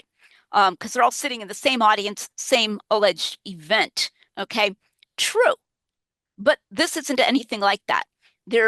We've got accounts from different contexts, different groupings, different subgroupings of people, men, women, people in different social strata, and so forth. There were any number of different ways that this could have broken down and broken up if, in fact, it were either a conspiracy or some kind of bizarre confusion. We don't have a situation here where they're all kind of sitting staring at the one same thing, or where Peter is exercising some kind of cult-like influence over all of the rest of these people. So I think that really does support the calculation for independence. We can see it in different ways, even additional ways than what we brought up in the article. Just a quick clarifying before I let David come in. You mentioned dependence, given that the hypothesis is true. And was the example for that the cold feet? Does that raise, or is that more like on the negation hypothesis? It's a reason that lowers. Okay, so what's an example of something of dependence that raises the probability of the hypothesis proper? Like, what's an example? I'm just trying to think. Well, it's not raises the probability of the hypothesis proper. It's that it affects the numerator of the correction factor. So it would be dependence given the assertion. All right. So, for example, let's suppose that you and I both know that a given person is innocent of a crime and that he was with us on the night of the alleged crime, and we can give him an alibi. But let's suppose that we're coming under some kind of pressure to recant that and say that he wasn't there. I come to you and I say, Dale, you know we were with him that night. And I know why you're doing this. You're doing this because the mafia is threatening to break your kneecaps, But you know and I know that you'll be lying if you recant. Okay, that's an instance of dependence given the truth of the proposition, namely that he was with us that night, that he's innocent. Because I'm using moral persuasion to induce you to stand firm, but I'm only able to do it because the proposition's actually true, that he really was with us that night. So that would be an example. I could give a lot of more mundane and perhaps less relevant examples, but that might be a relevant example here. Yeah, yeah, that helps. So, all right, cool. So, yeah, David, over to you if you have anything to say on this. Yes, okay. Yeah, thanks. Thanks. So just quickly on the original calculations, my problem is with, I think you have women count as one, then you have 13 disciples, and then you have Paul. So that makes 15, I think. So you have 15 Bayes factors that you multiply together, I think. And I don't, this is not we don't have 15 different accounts, eyewitness accounts of the resurrection, which you could then calculate a Bayes factor and multiply them together. What you've got are four gospels and then Paul. So if the writers of the Gospels were separate eyewitnesses of the resurrection, then and if they were independent of each other and interviewed, a week after and so on, and then Paul, if he counts as a witness of the bodily resurrection, then that would be included as well, which is not. But anyway, for the sake of argument, so that would make five. Which, if they were truly independent, you could multiply those together. Why we get these huge numbers is because you've got 15 large numbers multiplied together. You've got 1,000 something. It's about 1,000, isn't it? Which is multiplied by itself 15 times. So that's how you get these huge numbers, 10 to the power of 44. So we don't have those. It's all inference on your part. What we have are four separate accounts and then Paul. And of course, but these are not independent, as we know. I mean, the paradigm of this is, you get your witnesses to the accident or the crime, you separate them afterwards and you interview them separately. And so then the evidence is independent of each other. We don't have that because these gospels were written years later. Obviously, the witnesses of the alleged resurrection had plenty of time to confer. They had all the time in the world to talk about what they collectively experienced. So we don't have that model. But so you recognize this as a problem because you treat it in your article, and then you have these ways around it. The cold feet argument, I accept that as valid in its own terms, but that's on the hypothesis that they were colluding and not on the hypothesis that they genuinely believed what they saw, which, they could. And I don't want to dispute that the disciples really believed they had some experience of Jesus, which, with collective suggestion and so on, they may have solidified that into a bodily. But it does. So I don't see that what you've written really answers the point. We have these huge numbers here, and how we get these huge numbers is you're multiplying a number by of 1,000 or so by itself 15 times, which is how you get this huge number. And as I say, 10 to the power 44 is just crazy. So, Okay, but well, I did address maybe. the partial independence issue earlier, that independence is not an all or nothing matter. You can have people who've had a chance to talk to each other, and yet each of their testimonies still does have some independent force. I So agree. I there's agree. that. But I agree. But your calculation assumes total independence of 15 people. Well, but then again, And our I'm saying individual it's not ones, 15 people that you have, and well, it's then in not certain total cases, our independence. individual ones, I think, are somewhat restrained. I mean, as I said, I think we should have probably broken the women out separately. We treat the women as a corporate entity. And as I've thought about it later, given the fact that they're named separately as well, and that Oh they came yes, from but different. Lydia, we don't have their separate testimonies, do we? Well, We we've just have talked about reports of this what they earlier experienced. today. We talked about this earlier today, and we talked about this last time. Okay. Um, I think that the strong, high reliability of the Gospels tells us and that we shouldn't be doing this. Oh, it's in the third person. I don't think that matters. That we should treat these as things that the authors are either saying for themselves in certain cases, or that they're getting directly from these people. And I think functionally they can be treated as testimony that this is what, they experienced, and therefore treated as this is what they claimed. And that's what we're using explicitly in the article. Remember, too, that just a minute ago you said, I don't doubt that they believed it through some sort of suggestion that they had some sort of that it was bodily. But remember, you're thinking that the details in these accounts were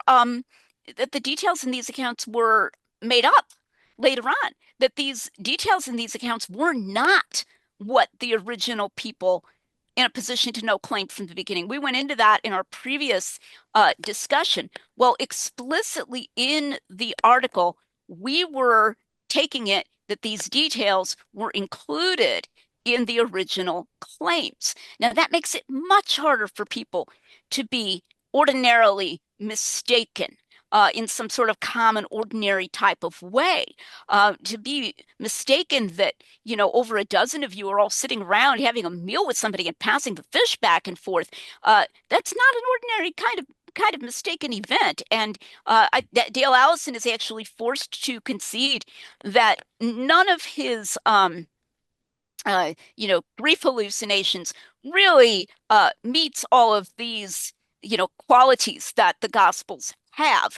And so then he just throws some of it out, like as indeed you do, that, well, yeah, that was just an apologetic addition added later, and so on and so on, some of which are in Luke and some in John and some in Matthew. The women, touch him and so forth. So that's part of why we're not doing a minimal or even Dale, a moderate facts approach. We're saying, no, the details matter. The details are part of, if this is what they're claiming, because the details are relevant to whether they were mistaken. And so then if we've got these details, then what are we left with? If they are dependent on one another in some way, it's not just some kind of auto-suggestion, because internal auto-suggestion is not going to get normal people to believe that just 6 weeks ago they all had a long meal with their with their dead friend. So what we're left with is some kind of collusion and conspiracy, and then that's where I think the cold feet objection tends to argue against that type of independence. But as I've said, there are other ways you could do to talk about the independence, the varied evidence of the types of accounts, the only partial overlap in the persons present for the types of accounts, sometimes no overlap. We didn't say anything about Clopas and his companion in Luke 24. Like, we didn't even mention those guys. We didn't even bring them in. But that's yet another account that's part of our data that we have to account for somehow. So I would probably bring those things in to, I think, more than override any legitimate concern about any kind of dependence given the negation among the specific 13. Okay. I think we're right. I think we've both said our piece on that. Thank you. Thanks. Yeah, Shall we move on, Dale? Yeah. So for this one, we're going to Yeah. combine two. So the first part of the objection from David is he says, look, the comparison of R with not R, the resurrection hypothesis with not the resurrection hypothesis, is unfair because we need to compare with specific naturalistic hypotheses. And I'm just going to say that's interesting because I always get the opposite objection from skeptics. But anyways, the Wait a question. minute, what do you mean by the opposite? Well, because they'll say, well, look, you're looking at you're summing up a finite set of naturalistic hypotheses to represent not R, but actually there could be a million unknown things that we just haven't thought of. So that's what I meant. But I gotcha.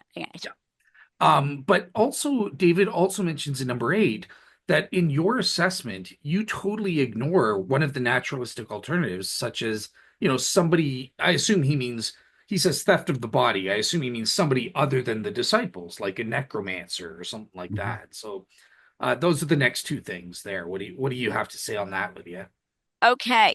So, right. The claim is that we have to compare it to a specific, I believe in his notes, David said a good or the best naturalistic alternative. This is very, very, very, very, very importantly wrong, probabilistically speaking. If you do not use a partition in empirical reasoning model using Bayes' theorem, if you just use what we might call the best alternative to the salient hypothesis. So I'm going to say salient hypothesis here is the resurrection. In another context, the salient hypothesis might be man really landed on the moon or something like that. If you just use a specific sort of best developed alternative, you end up with a wash and you have nothing that is really strongly relevant to the posterior. And this is true of anything and everything. It's true of the moon landing. It's true of the Holocaust. It's true of the existence of Abraham Lincoln. It's true of everything. This has been an ongoing research interest of mine, the importance of partitions, because it is always possible to develop a best alternative to the salient hypothesis that is designed, possibly by way of a very large conjunction. This happened, and this happened, and this happened, and this happened, to give equal or near equal conditional probability to all of the relevant specific evidence. And then empirical reasoning based on evidence becomes impossible. Without a partition, you can never draw a posterior conclusion. Now, David correctly laid out the odds form of Bayes' theorem at the beginning of our discussion today. You've got your prior odds, and the top and the bottom of that ratio do have to sum to 1. You've got your Bayes factor, probability of E given H, probability of E given not H. Those don't have to sum to 1. You've got your posterior odds, posterior probability, new probability of H and not H. Those two, again, do have to sum to 1. All right. If the term in the middle there, your ratio, is suddenly its probability of E given H1 and probability of E given H2, where these are not a partition, you cannot get posterior odds. So if I said, what's the probability of all this, video evidence and interviews and so on, of a moon landing, given that we really did land on the moon, and what's a probability of all this evidence given the best non-moon landing alternative? So then that's not going to be a partition. That's not just, no moon landing. That's no moon landing and, this video evidence was faked and the astronauts lied in their interviews, et cetera. It's this big conjunction. All right. I can make that close to 1. I can make that ratio by doing the best alternative, right? The whole point is it's the best alternative. I've developed it with the intention to explain all of the specific alleged moon landing evidence. I can make it so probability of E given H1 and probability of E given H2 is approximately equal. And obviously that then becomes uninformative. And so we're never going to be able to draw any posterior conclusion based on that evidence at all, because we haven't used a partition in our Bayes factor. So yeah, you can go ahead. You can do a Bayes factor with Jesus rose from the dead, and Jesus didn't rise from the dead, and somebody stole the body, and this person had a hallucination, and this person lied, or whatever your big conjunction might happen to be, and this story was made up and inserted in this gospel, it didn't really happen, and so on, to the point where it's going to be an uninteresting Bayes factor. It's not even maybe not even going to be top heavy at all, or maybe only a tiny little bit top heavy. So congratulations. Yeah, it's not a crazy top heavy Bayes factor anymore, but it's also completely unimportant. And as witness the fact that we could do this for any other empirical matter. Okay. Right. Thanks. So I come back to you on that. Well, Bayes' theorem works just as well if you don't have a partition. The probabilities laws still apply, and I don't see what's wrong with what I was saying that you could just do a Bayes theorem with the best naturalistic alternative. I mean, all of these, both hypotheses, bodily resurrection and non-bodily resurrection, absence of resurrection with a theft of a body and so on, they all involve conjunctions. I mean, the resurrection, bodily resurrection hypothesis is a big conjunction of lots of things, isn't it? It's not just Jesus rose from the dead, but also women went to the tomb and saw something, and then the apostles went later, and Peter might have seen something, and then there was an appearance, and then there was another appearance, and then there was an ascension and an appearance to Paul. A big conjunction of lots of things there on the top, and on the bottom you have a big conjunction of lots of things as well, including the tomb robbers. So you're comparing a big event, I mean, two different hypotheses, both of which involve a conjunction of lots of things. And you're looking to pick out the best naturalistic hypothesis and compare them. And Bayes' theorem works just as well. And you may get, close to one Bayes factor, but so I mean that just shows that the evidence isn't moving us towards acceptance of a bodily resurrection. Okay.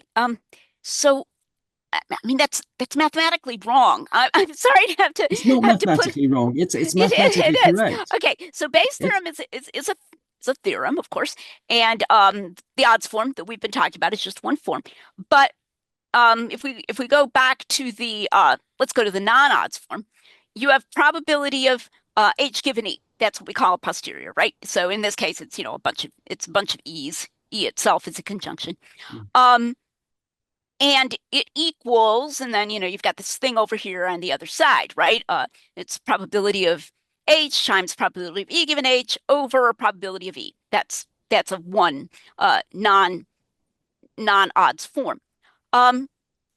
If you don't have a partition, then that equality does not hold. Okay, if we say if we say probability of H given E, there's our left-hand side to the left of the equal sign. And then we go equals probability of E given H1 and over, and then we can expand, probability of, E given H1 weighted by probability of H1 plus probability of E given H2 weighted by probability of H2, and we stop there, then that numerator or denominator on that right-hand side, that is not the probability of E. Okay. We're talking about the odds form, Lydia. No, I'm not. Yeah. Well, it doesn't work in the odds form either. I'll do it with the odds form too. We're talking about how we compare two hypotheses. All I'm saying is that Bayes' theorem works well in the odds form. It works well in the odds form when they are not a partition. This is what we're talking no, about. It doesn't work well in the odds form if they're not a partition. If they're not a partition, then the prior odds times non-partition Bayes factor does not equal posterior odds. I mean, I suppose it could by some crazy, crazy. It does. If we had time, we could go to the whiteboard and I can show you. No, prior odds times non-posterior. Prior odds times non-partition don't add up to one. It doesn't matter. Guys, does one of you, David, since you're already sharing your screen, can you actually just show the formula just so the audience can see what you guys are talking? I think that will help if we see. Yes, if I have it. Yeah, I can see if I have it. The statement that prior odds times Bayes factor equals posterior odds is true as a general theorem only if the Bayes factor uses a partition. If the Bayes factor does not use a partition, that equality does not hold in general. It is no longer a theorem. Okay. Right. Well, yes, I don't have it on the whiteboard at the moment in the odds form. I can get it up, but we're running out of time, aren't we? To do you want me to scroll something on a piece of paper? Well, I was just gonna say, like, I'll hold it up. I do this in my videos, like super super low tech. Let me get a pen. I'll be right back with a pen. Okay. All right. Yeah, because I just think it would really help the audience to see the formula as you guys were discussing. Oh, yeah. Of course, yeah. That's all I was trying to. Absolutely. I have it written down. Let's just see. I'm going to So, scribble the odds form here. Okay. It's going to be ugly, guys. That's all right. You haven't seen my writing, so H over P of not H times P of E given H over P of E given not H equals P of H given E over P of not H given E. Here's your odds form. So I'm gonna go by probability of H over probability of not H times probability of E given H over probability of E given not H equals P of H given E over P of not H given E. So here's your ratio of your priors. There's your ratio of your likelihoods. There's your ratio of your posteriors. That's the odds okay. form of Bayes' theorem. Yeah, And that is exactly. true. That is a true theorem that holds across the board, always true. Okay, so, and here we've got odds form here. And what I've written is H. Can you see there, H1 and H2? Yep. And all So all I'm saying is that Bayes' theorem works just as well when you have two hypotheses that do not sum to one, that are not do not divide up the probability space between them. oh, I see you're using your H1 and H2 all the way across. Yes, this is the Okay. odds form of Bayes' theorem That was the comparing two misunderstanding. hypotheses. That was a misunderstanding that we had, that I took you to be using the priors and the posteriors of the just H and not H, and then throwing in. Okay, No. I'm saying right. if H1 is resurrection, bodily resurrection, H2 is our best naturalistic alternative, Mhm. then Bayes' theorem works just as well Okay. in this case. So You now do not have to have a partition. we're in agreement about the math. Okay, and I was misunderstanding you, and I apologize for that. But now we have the other problem that I talked about. If we're doing this for the moon landing, okay, and H1 is moon landing, and H2 is our best non-moon landing alternative, you can spell this out, okay? But it doesn't tell us whether we should think the moon landing occurred, because our best non-moon landing alternative will be designed to account for the evidence just as well, or about, or almost as well, or whatever, as the actual moon landing. Okay, so your Bayes factor is going to be very close to 1. Your top and bottom are going to be very close to equal. We can tell that already because it's set up that way by our best Oh, non-moon yes, of landing course. Well, there's alternative. this tech. And we can do Yes, that Lydia. over and over again. And so now we don't know what to think. If that's all we're doing, it becomes uninformative as to what we should think about whether the moon landing happened. Oh, It absolutely, washes Lydia. out the Yeah. force of the evidence.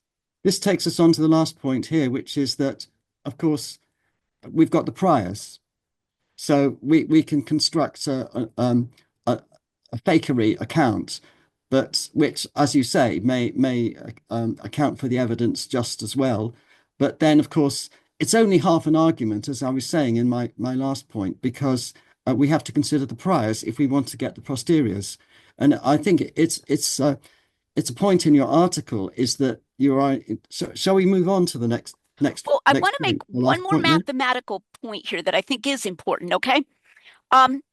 Notice that you have your ratio of your posteriors there, and that's mathematically true. However, this is super important because those aren't going to sum to 1. They don't need to at any rate because this isn't a partition. Then you're not going to be able to get an actual posterior. Now, here's what I mean by an actual posterior. I'm not from doing it this way, so let's let it be the moon landing. I'm not going to be able to notice that H2 is faked and so forth. So it's not just that no moon landing happened, but that no moon landing happened and it was faked. I'm not going to be able to tell in the end whether I should think that a moon landing actually happened. So I'm going to have a ratio of the posteriors between these two, but I'm not going to be able to what they call normalize that, which is the mathematical move that you make when you take that ratio of posteriors, you convert it to an actual posterior, right? Like an actual, moon landing basis of all the evidence we got, highly probable, for example. No, Um, exactly. No, I agree. you can't But ever but translate it. you have to make you have to have numbers for the priors in order to do that. Well, not only that, you have to have a partition. You have to have a partition. Even if Mm. you have numbers for the priors, you cannot, when you get out to the other side here and you have here I am pointing. Um, I'm trying to point at your screen and nobody can see me pointing. Anyway, and you have your ratio of your posteriors. You cannot convert that into an actual posterior. No, no, I agree. But that's not the point. The point is to be able to compare um, your primary resurrection hypothesis with the best alternative. And if No, you can because that just conclude, becomes completely uninformative. Look, suppose the Bayes factor is we can make, let's put it this way, we can make any evidence for any event uninformative by this means, which undermines all empirical reasoning. If you do that with the moon landing, the ratio of your priors, let's just stipulate for the sake of the example that our Bayes factor is 1 here, that the fake one has been spelled out to the point that it gives an equal conditional probability to the E. All right, now our Bayes factor is 1. Well, multiplying the prior uh, ratio by 1 is going to mean that the posterior ratio is equal to the prior ratio. What does that mean? That means we haven't moved. So the evidence hasn't moved us anywhere. So what that would make it look like is that the moon landing evidence, the specific moon landing evidence, has no impact. It has no value. Well, we know that's not true. We know that the specific moon landing evidence does have impact, does have value, or the specific evidence for the existence of Abraham Lincoln or whatever. So this becomes a completely irrelevant exercise because we don't have a partition.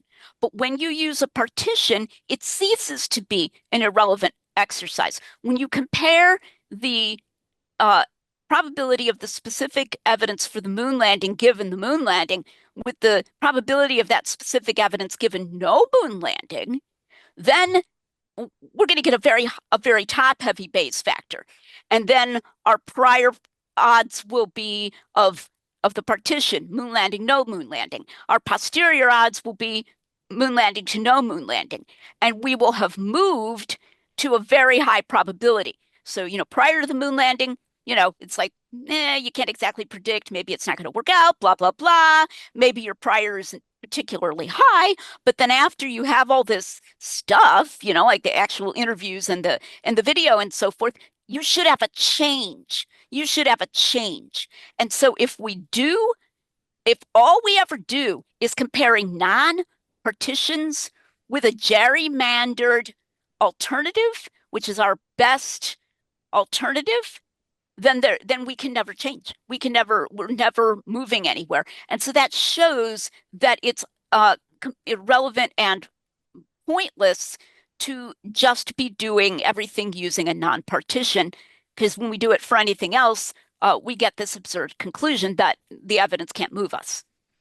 yeah, I Okay. take your point, Lydia. A partition certainly makes it possible to calculate probabilities here, but the problem here is we're looking now at the odds form with a partition, if you can Hmm. see that. Yep. And the problem is when you don't have a specific alternative, how do you calculate that probability of the evidence given not H? You Hmm. don't have a well defined alternative there. So there's really no way that you can find a way of accounting for the evidence because you don't have a hypothesis there. For instance, body theft or something like that, hallucination, illusions, or so on. I see. I put a question mark against that because you have a Okay. problem. You can't really calculate or estimate or put numbers on that. Okay, And that's a good so, question. So here's how I would discuss that. First of all, and I've done this in a lot of my probability articles, and Tim has done it in one of his too. To get uh, a ratio, even to estimate a ratio, you don't have to estimate the numerator and the denominator separately. This is very interesting. This is very important, actually. So, if I come to a cabin in the woods and I find a freshly steeped cup of tea, this is Tim's example, um, that is really strong evidence that somebody is around in that vicinity. Like it's still hot. It's still hot sitting there in the cabin. Um, can I estimate separately the probability of my having a hot cup of tea sitting there, given that somebody is around, like maybe he doesn't like tea? Um, and can I separately estimate the probability of having a hot cup of tea given that there's, nobody within 100 miles? Okay. I'm not going to estimate those separately, but I'm going to have a pretty good intuitive grasp of the fact that it's way more probable that I would find a hot cup of tea sitting there if somebody is not far away than if there's nobody but me, anywhere for 100 miles around. Or anywhere nearby. So we don't actually have to estimate them separately. And I think that's true in the case of the moon landing or Abraham Lincoln as well. Okay, given that no moon landing occurred, I don't have to go into, specific, and this and this and this, because we know that if I do enough of that, I'm going to get a comparable probability. That becomes uninteresting. So this is something that we emphasized in the article. And I want to correct a terminological thing. And this answers something you haven't mentioned yet. An objection that you had, you said, hey, you guys said you weren't going to talk about the prior. And then a couple times you say this has a low prior. Our terminology was infelicitous there. What we intended to be talking about was the conditional probability of these things given, not are. So, for example, in my cup of tea example, what's the conditional probability if there's uh, no one around that an alien came down and beamed a cup of tea onto onto the table? Okay. Well, given that there is no one around who actually made a cup of tea, no human being, so there's your conditional probability. So your conditional probability given that Jesus didn't rise again, that someone would, let's say, all these people would collude, is low. But notice that's not an absolute prior, that's conditional probability. So it can't contribute very much to the probability of E given not H if it is itself very improbable given not H. And the same is true of in all these other cases, like the moon landing or whatever. What part of not H is going to give us this outcome? This is why we emphasize, it's very important in the article, that given not H, what's the most likely thing that happened? Given not R, Jesus didn't rise from dead, what's the most likely thing that happened?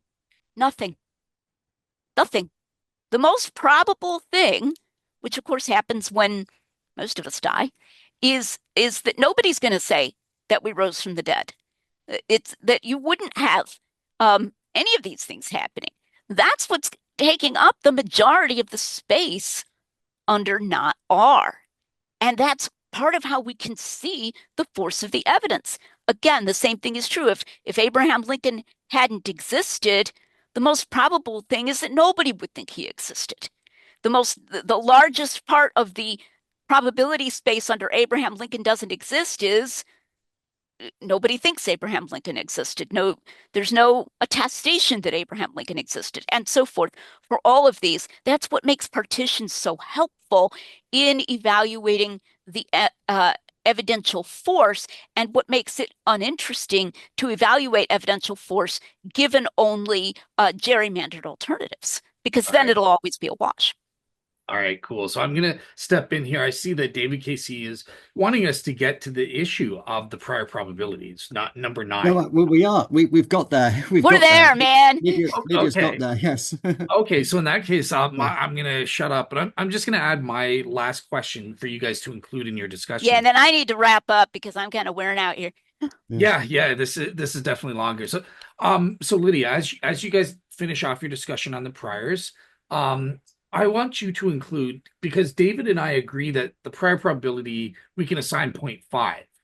Mhm. You're the odd woman out in that you think it's lower than that. So just include in your answer, what are some of the relevant background evidences that you think raise the prior probability and also lower the prior probability? Well, I want to give David a chance to speak for himself here. I think he merely mentioned the 0.5 by way of illustration. David, you don't actually think the prior probability of the resurrection uh, at the time of Jesus, let's say at the time of his crucifixion when he was crucified, was zero point 0.5, do you? Well, I'm expressing, I charted my sliding off the roof of Christian belief to my subjective credence of resurrection, and I recorded this as going down from in 2021 it was zero point 0.7, Wait, and then was it that a went down. posterior or a prior? No, and my posterior, no, Okay. my posterior, given the evidence, was plus Mhm. zero point 0.7. But I was willing then to consider, all right, let's disregard the evidence and be open-minded. And then I said to myself, okay, we'll say zero point 0.5 Okay. because I have half a foot in the Christian camp still, and I still pray, Mm. and I don't know who I'm praying to, but I pray. And I believe, many things which naturalists wouldn't believe. And so I am genuinely open-minded, Lydia. And that's why I would say that I will, certainly when we're talking in these terms, in this context, I will have a prior probability of a half for resurrection, bodily resurrection. I'm willing Okay. to admit that miracles are possible and all kinds of strange things can happen. Okay. So zero point 0.5, yeah. And then we've got a ratio of one. If we're doing a partition, we have a ratio of one, You prior think we ratio have a of one. ratio of one even with a partition? Okay, go Yeah. ahead. No, yeah, yeah. Well, a half to a half is one. Oh, I'm sorry. I Yeah, thought you were yeah, doing the base factor. Sorry, yeah, sorry. yeah, yeah. So all you've got to do to convince me that the bodily resurrection is more probable than not is to get that base factor greater than one. Okay, so what's interesting to me here is that you've been resisting using a partition in our conversation just a few minutes ago. But when you say that it's zero point 0.5, Mm. then that is a partition, right? I mean, your prior No, no, no. odds I'm there, saying my prior probability is a half. I'm open-minded. So right? So if I your think prior it's there to be. probability is a half, then your probability of H compared to your probability of not H, it is a partition and it's one. Yeah, See? exactly. So why Yeah, not yeah. So continue it's with useful. why can't we It's continue useful. with a partition then? Let's keep It's going. useful. But all I'm saying is that the is to actually do the base calculations to calculate or estimate a base factor. The partition is not helpful there, and what you need is a specific. We're back to number 7 here. We need a specific hypothesis to compare it with to work out that or estimate that P I guess I just don't P given not understand. H. If you're Sorry, giving P it a given H2. if you're giving it a prior of zero point 0.5, then not H is also zero point 0.5, right? Because H and not H have to add up to one, Yes, right? yes, yes, So your yes. prior odds are a partition. Now, are you Yeah, yeah, saying that you yes. literally don't believe that the evidence that we have is any more likely given that the resurrection happened than given that it didn't happen? I mean, just humor me here, okay? Just Mm. talk a little bit in terms of a partition. Given that the Oh, resurrection happened, given that it didn't happen, you're saying this isn't top heavy at all? yeah, I think the base factor, if we were to do that estimation personally, and it's a personal estimation, it's less than one. I can Wait, think wait, of, what? You think the probability of these events is higher if Jesus didn't rise from the dead than if he did rise from the dead? Mm. Like I I'm said, saying humor that me. Just continue on with the partition.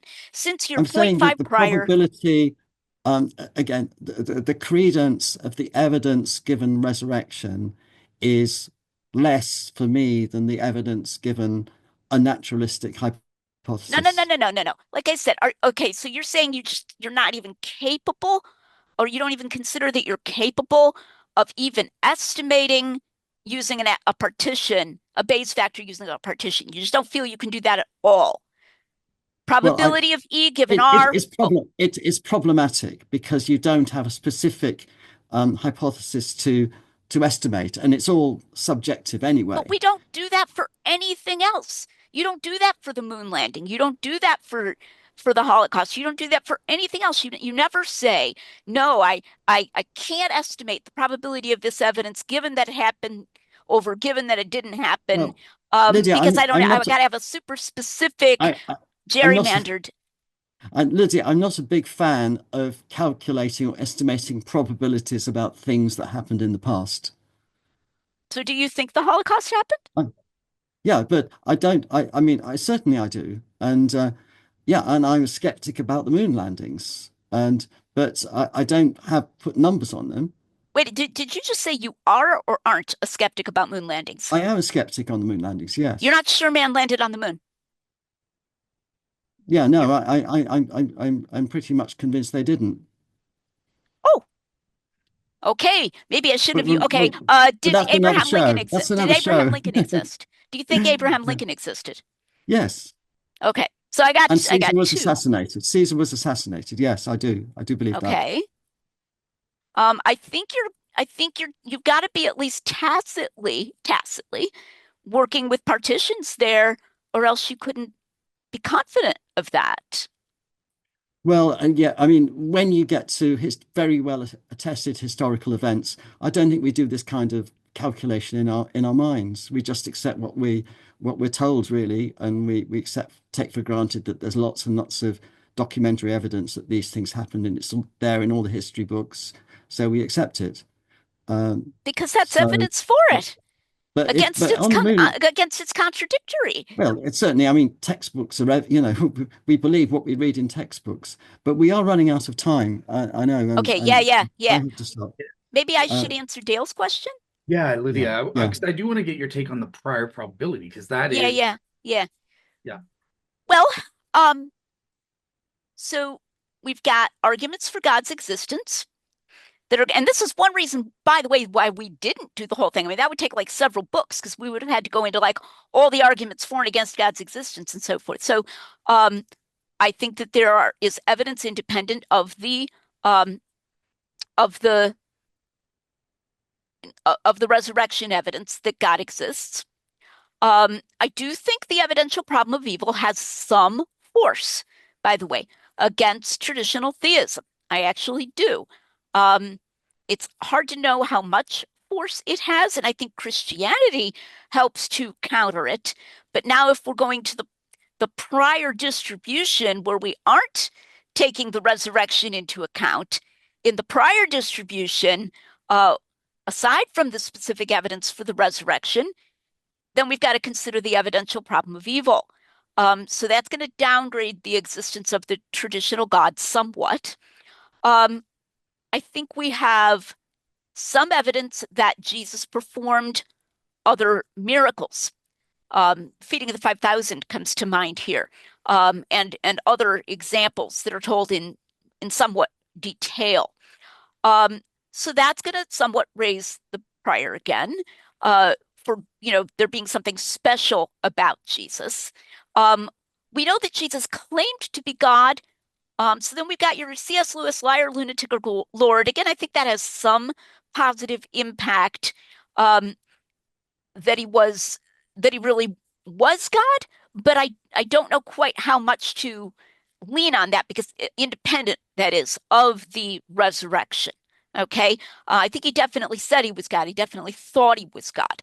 And he doesn't seem to have been a lunatic.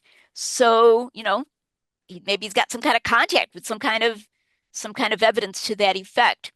Um, so we've got some positive stuff going on here. At the same time, um, even given that God exists, he doesn't raise a whole lot of people from the dead. And we do just have a statistical argument here. If miracles are not improbable, they aren't signs. And it's kind of an interesting point that um, in order for a miracle to have oomph, it has to have some sort of antecedent improbability. If we could just predict that it was going to happen, then it wouldn't be a sign of anything. We need this natural order. And so he doesn't resurrect millions of people, okay, over and over and over and over again. Um, and even the people Jesus raised, it was only a couple within his own, ministry. Supposedly the daughter of Jairus, but if you didn't get a chance to listen to her heartbeat, you couldn't necessarily know she was dead. She was apparently dead for only a short period of time. Um, Widow's son of Nain, strongest one is Lazarus. Lazarus has a really strong, emphasis because it was several days later. So, that's a weird one.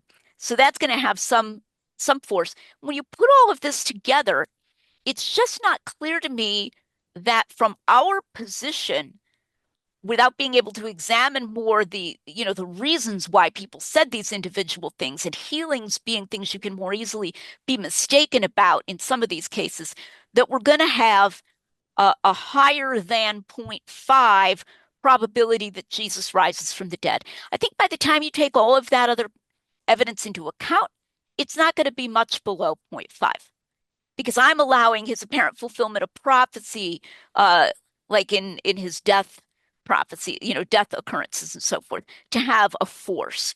But I'm going to put all this other stuff together, problem of evil, and we don't yet have Christianity to counteract it. We don't have the teaching in the Pauline epistles yet. Once you get that in there, I think we should answer the problem of evil using Christianity, not using generic theism, by the way. But we don't have Christianity yet. God doesn't raise a whole lot of people from the dead, so we've got our statistical argument. But on the other hand, we've got evidence that Jesus is special. Jesus is a Messiah, blah, blah, blah. So maybe I would say it's somewhat less than 0.5. I have not given a huge amount of thought to exactly where I would put that prior. So I want this to be tentative. But one thing that's exciting, I think, about the evidence that we do have is that it can overcome a prior, even if you think it's quite a low prior. And I think that's true. I think that evidence has that much force. Out of curiosity, do you think Jeffrey's conditionalization formula is helpful with using the prior probability where it talks about God's existence, but also God's motivations, and that would include a lot of the evidences you were mentioning there for and again. I don't know if, yeah, what's I'm your take? not sure where Jeffrey conditioning it. I mean, all of these, technically, strictly speaking, are Jeffrey conditionalizations. I'm a foundationalist. I don't even think that I know with probability one that I'm sitting in front of a computer talking to you. Strictly speaking, that's a Jeffrey conditionalization. I could be mistaken, so I'm using uncertain evidence. So I don't really see the relevance there. And another issue here, um, Jeffrey conditionalization gets horribly messy because the order matters. So this is why it's a lot more helpful um, to do real Bayesian conditionalizations using things that you think are sufficiently, high that for the sake of the calculation, we're going to treat them as if they have probability one, because then order does not matter. So all that you're going to do with Jeffrey conditionalization is you're just going to make everything even more messy. Um, so interesting question though. Well, Okay, all right, that's it. I will wrap up. But yeah, David, I will allow you to get a last word because obviously, me and Lydia, as Christians, are here to try and help you. That's how we started out this series. I'm just kind of curious. Has anything that Lydia said been helpful, or do you feel you're progressing, or are you still as skeptical as you were when we started? Yeah. Well, it's been fun. I've really enjoyed this. Thank you, Lydia and Dale. And it has been helpful to me, and certainly helpful in understanding where Lydia and Tim are coming from in their article. I'm still, as I tried to make clear, I'm still skeptical about the arguments used. We agreed to disagree on quite a few of these points. The multiplying, you know, a base factor of 1,000 by itself 15 times, I think is crazy. But it's good that Lydia clarified what the basis on which she's doing the regarding the gospel and accounts in and the New Testament generally is that we have she considers it comparable to having witnesses to a recent event, their testimonies, if you like, to a recent event in the recent past, and to be able to look at their reliability and their partial independence, which was a valid point, and to be able to come to some judgment about how reliable that testimony is. So I think all of that's valuable, and I certainly think that we can I find evidence for a miracle in the recent past that we could conclude rationally that a miracle happened with sufficient evidence. So I think that's important, and that the Lydia's arguments show that her assumptions bring, as it were, the events of the resurrection up to the present day, or at least the recent past, show where she's coming from there. So I think all of that's good. But I'm skeptical about the project of being able to do that because of the evidence that we have, as I tried to make clear. But I think that's very useful in clarifying where the McGrews are coming from. I'm skeptical about use of numbers, really. I think people believe things, but they don't have numbers in their head often, We just believe things because we're told them, or we think the evidence sufficient. That Lincoln lived or Caesar was assassinated. We don't put a number on it. We just think, it happened.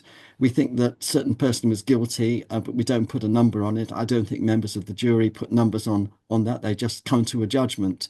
And I think that's basically what we do. So we don't use really numbers that much. Bayes' theorem is really useful, but in certain contexts, and I'm skeptical about its use for historical events.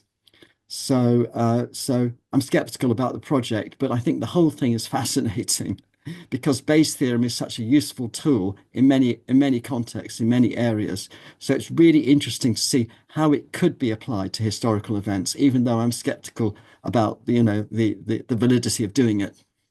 So it's been a really fun, useful, interesting episode, and it's really good to talk to you, Lydia. Yeah. And I hope that you feel that you've been able to get across your points, your rebuttals.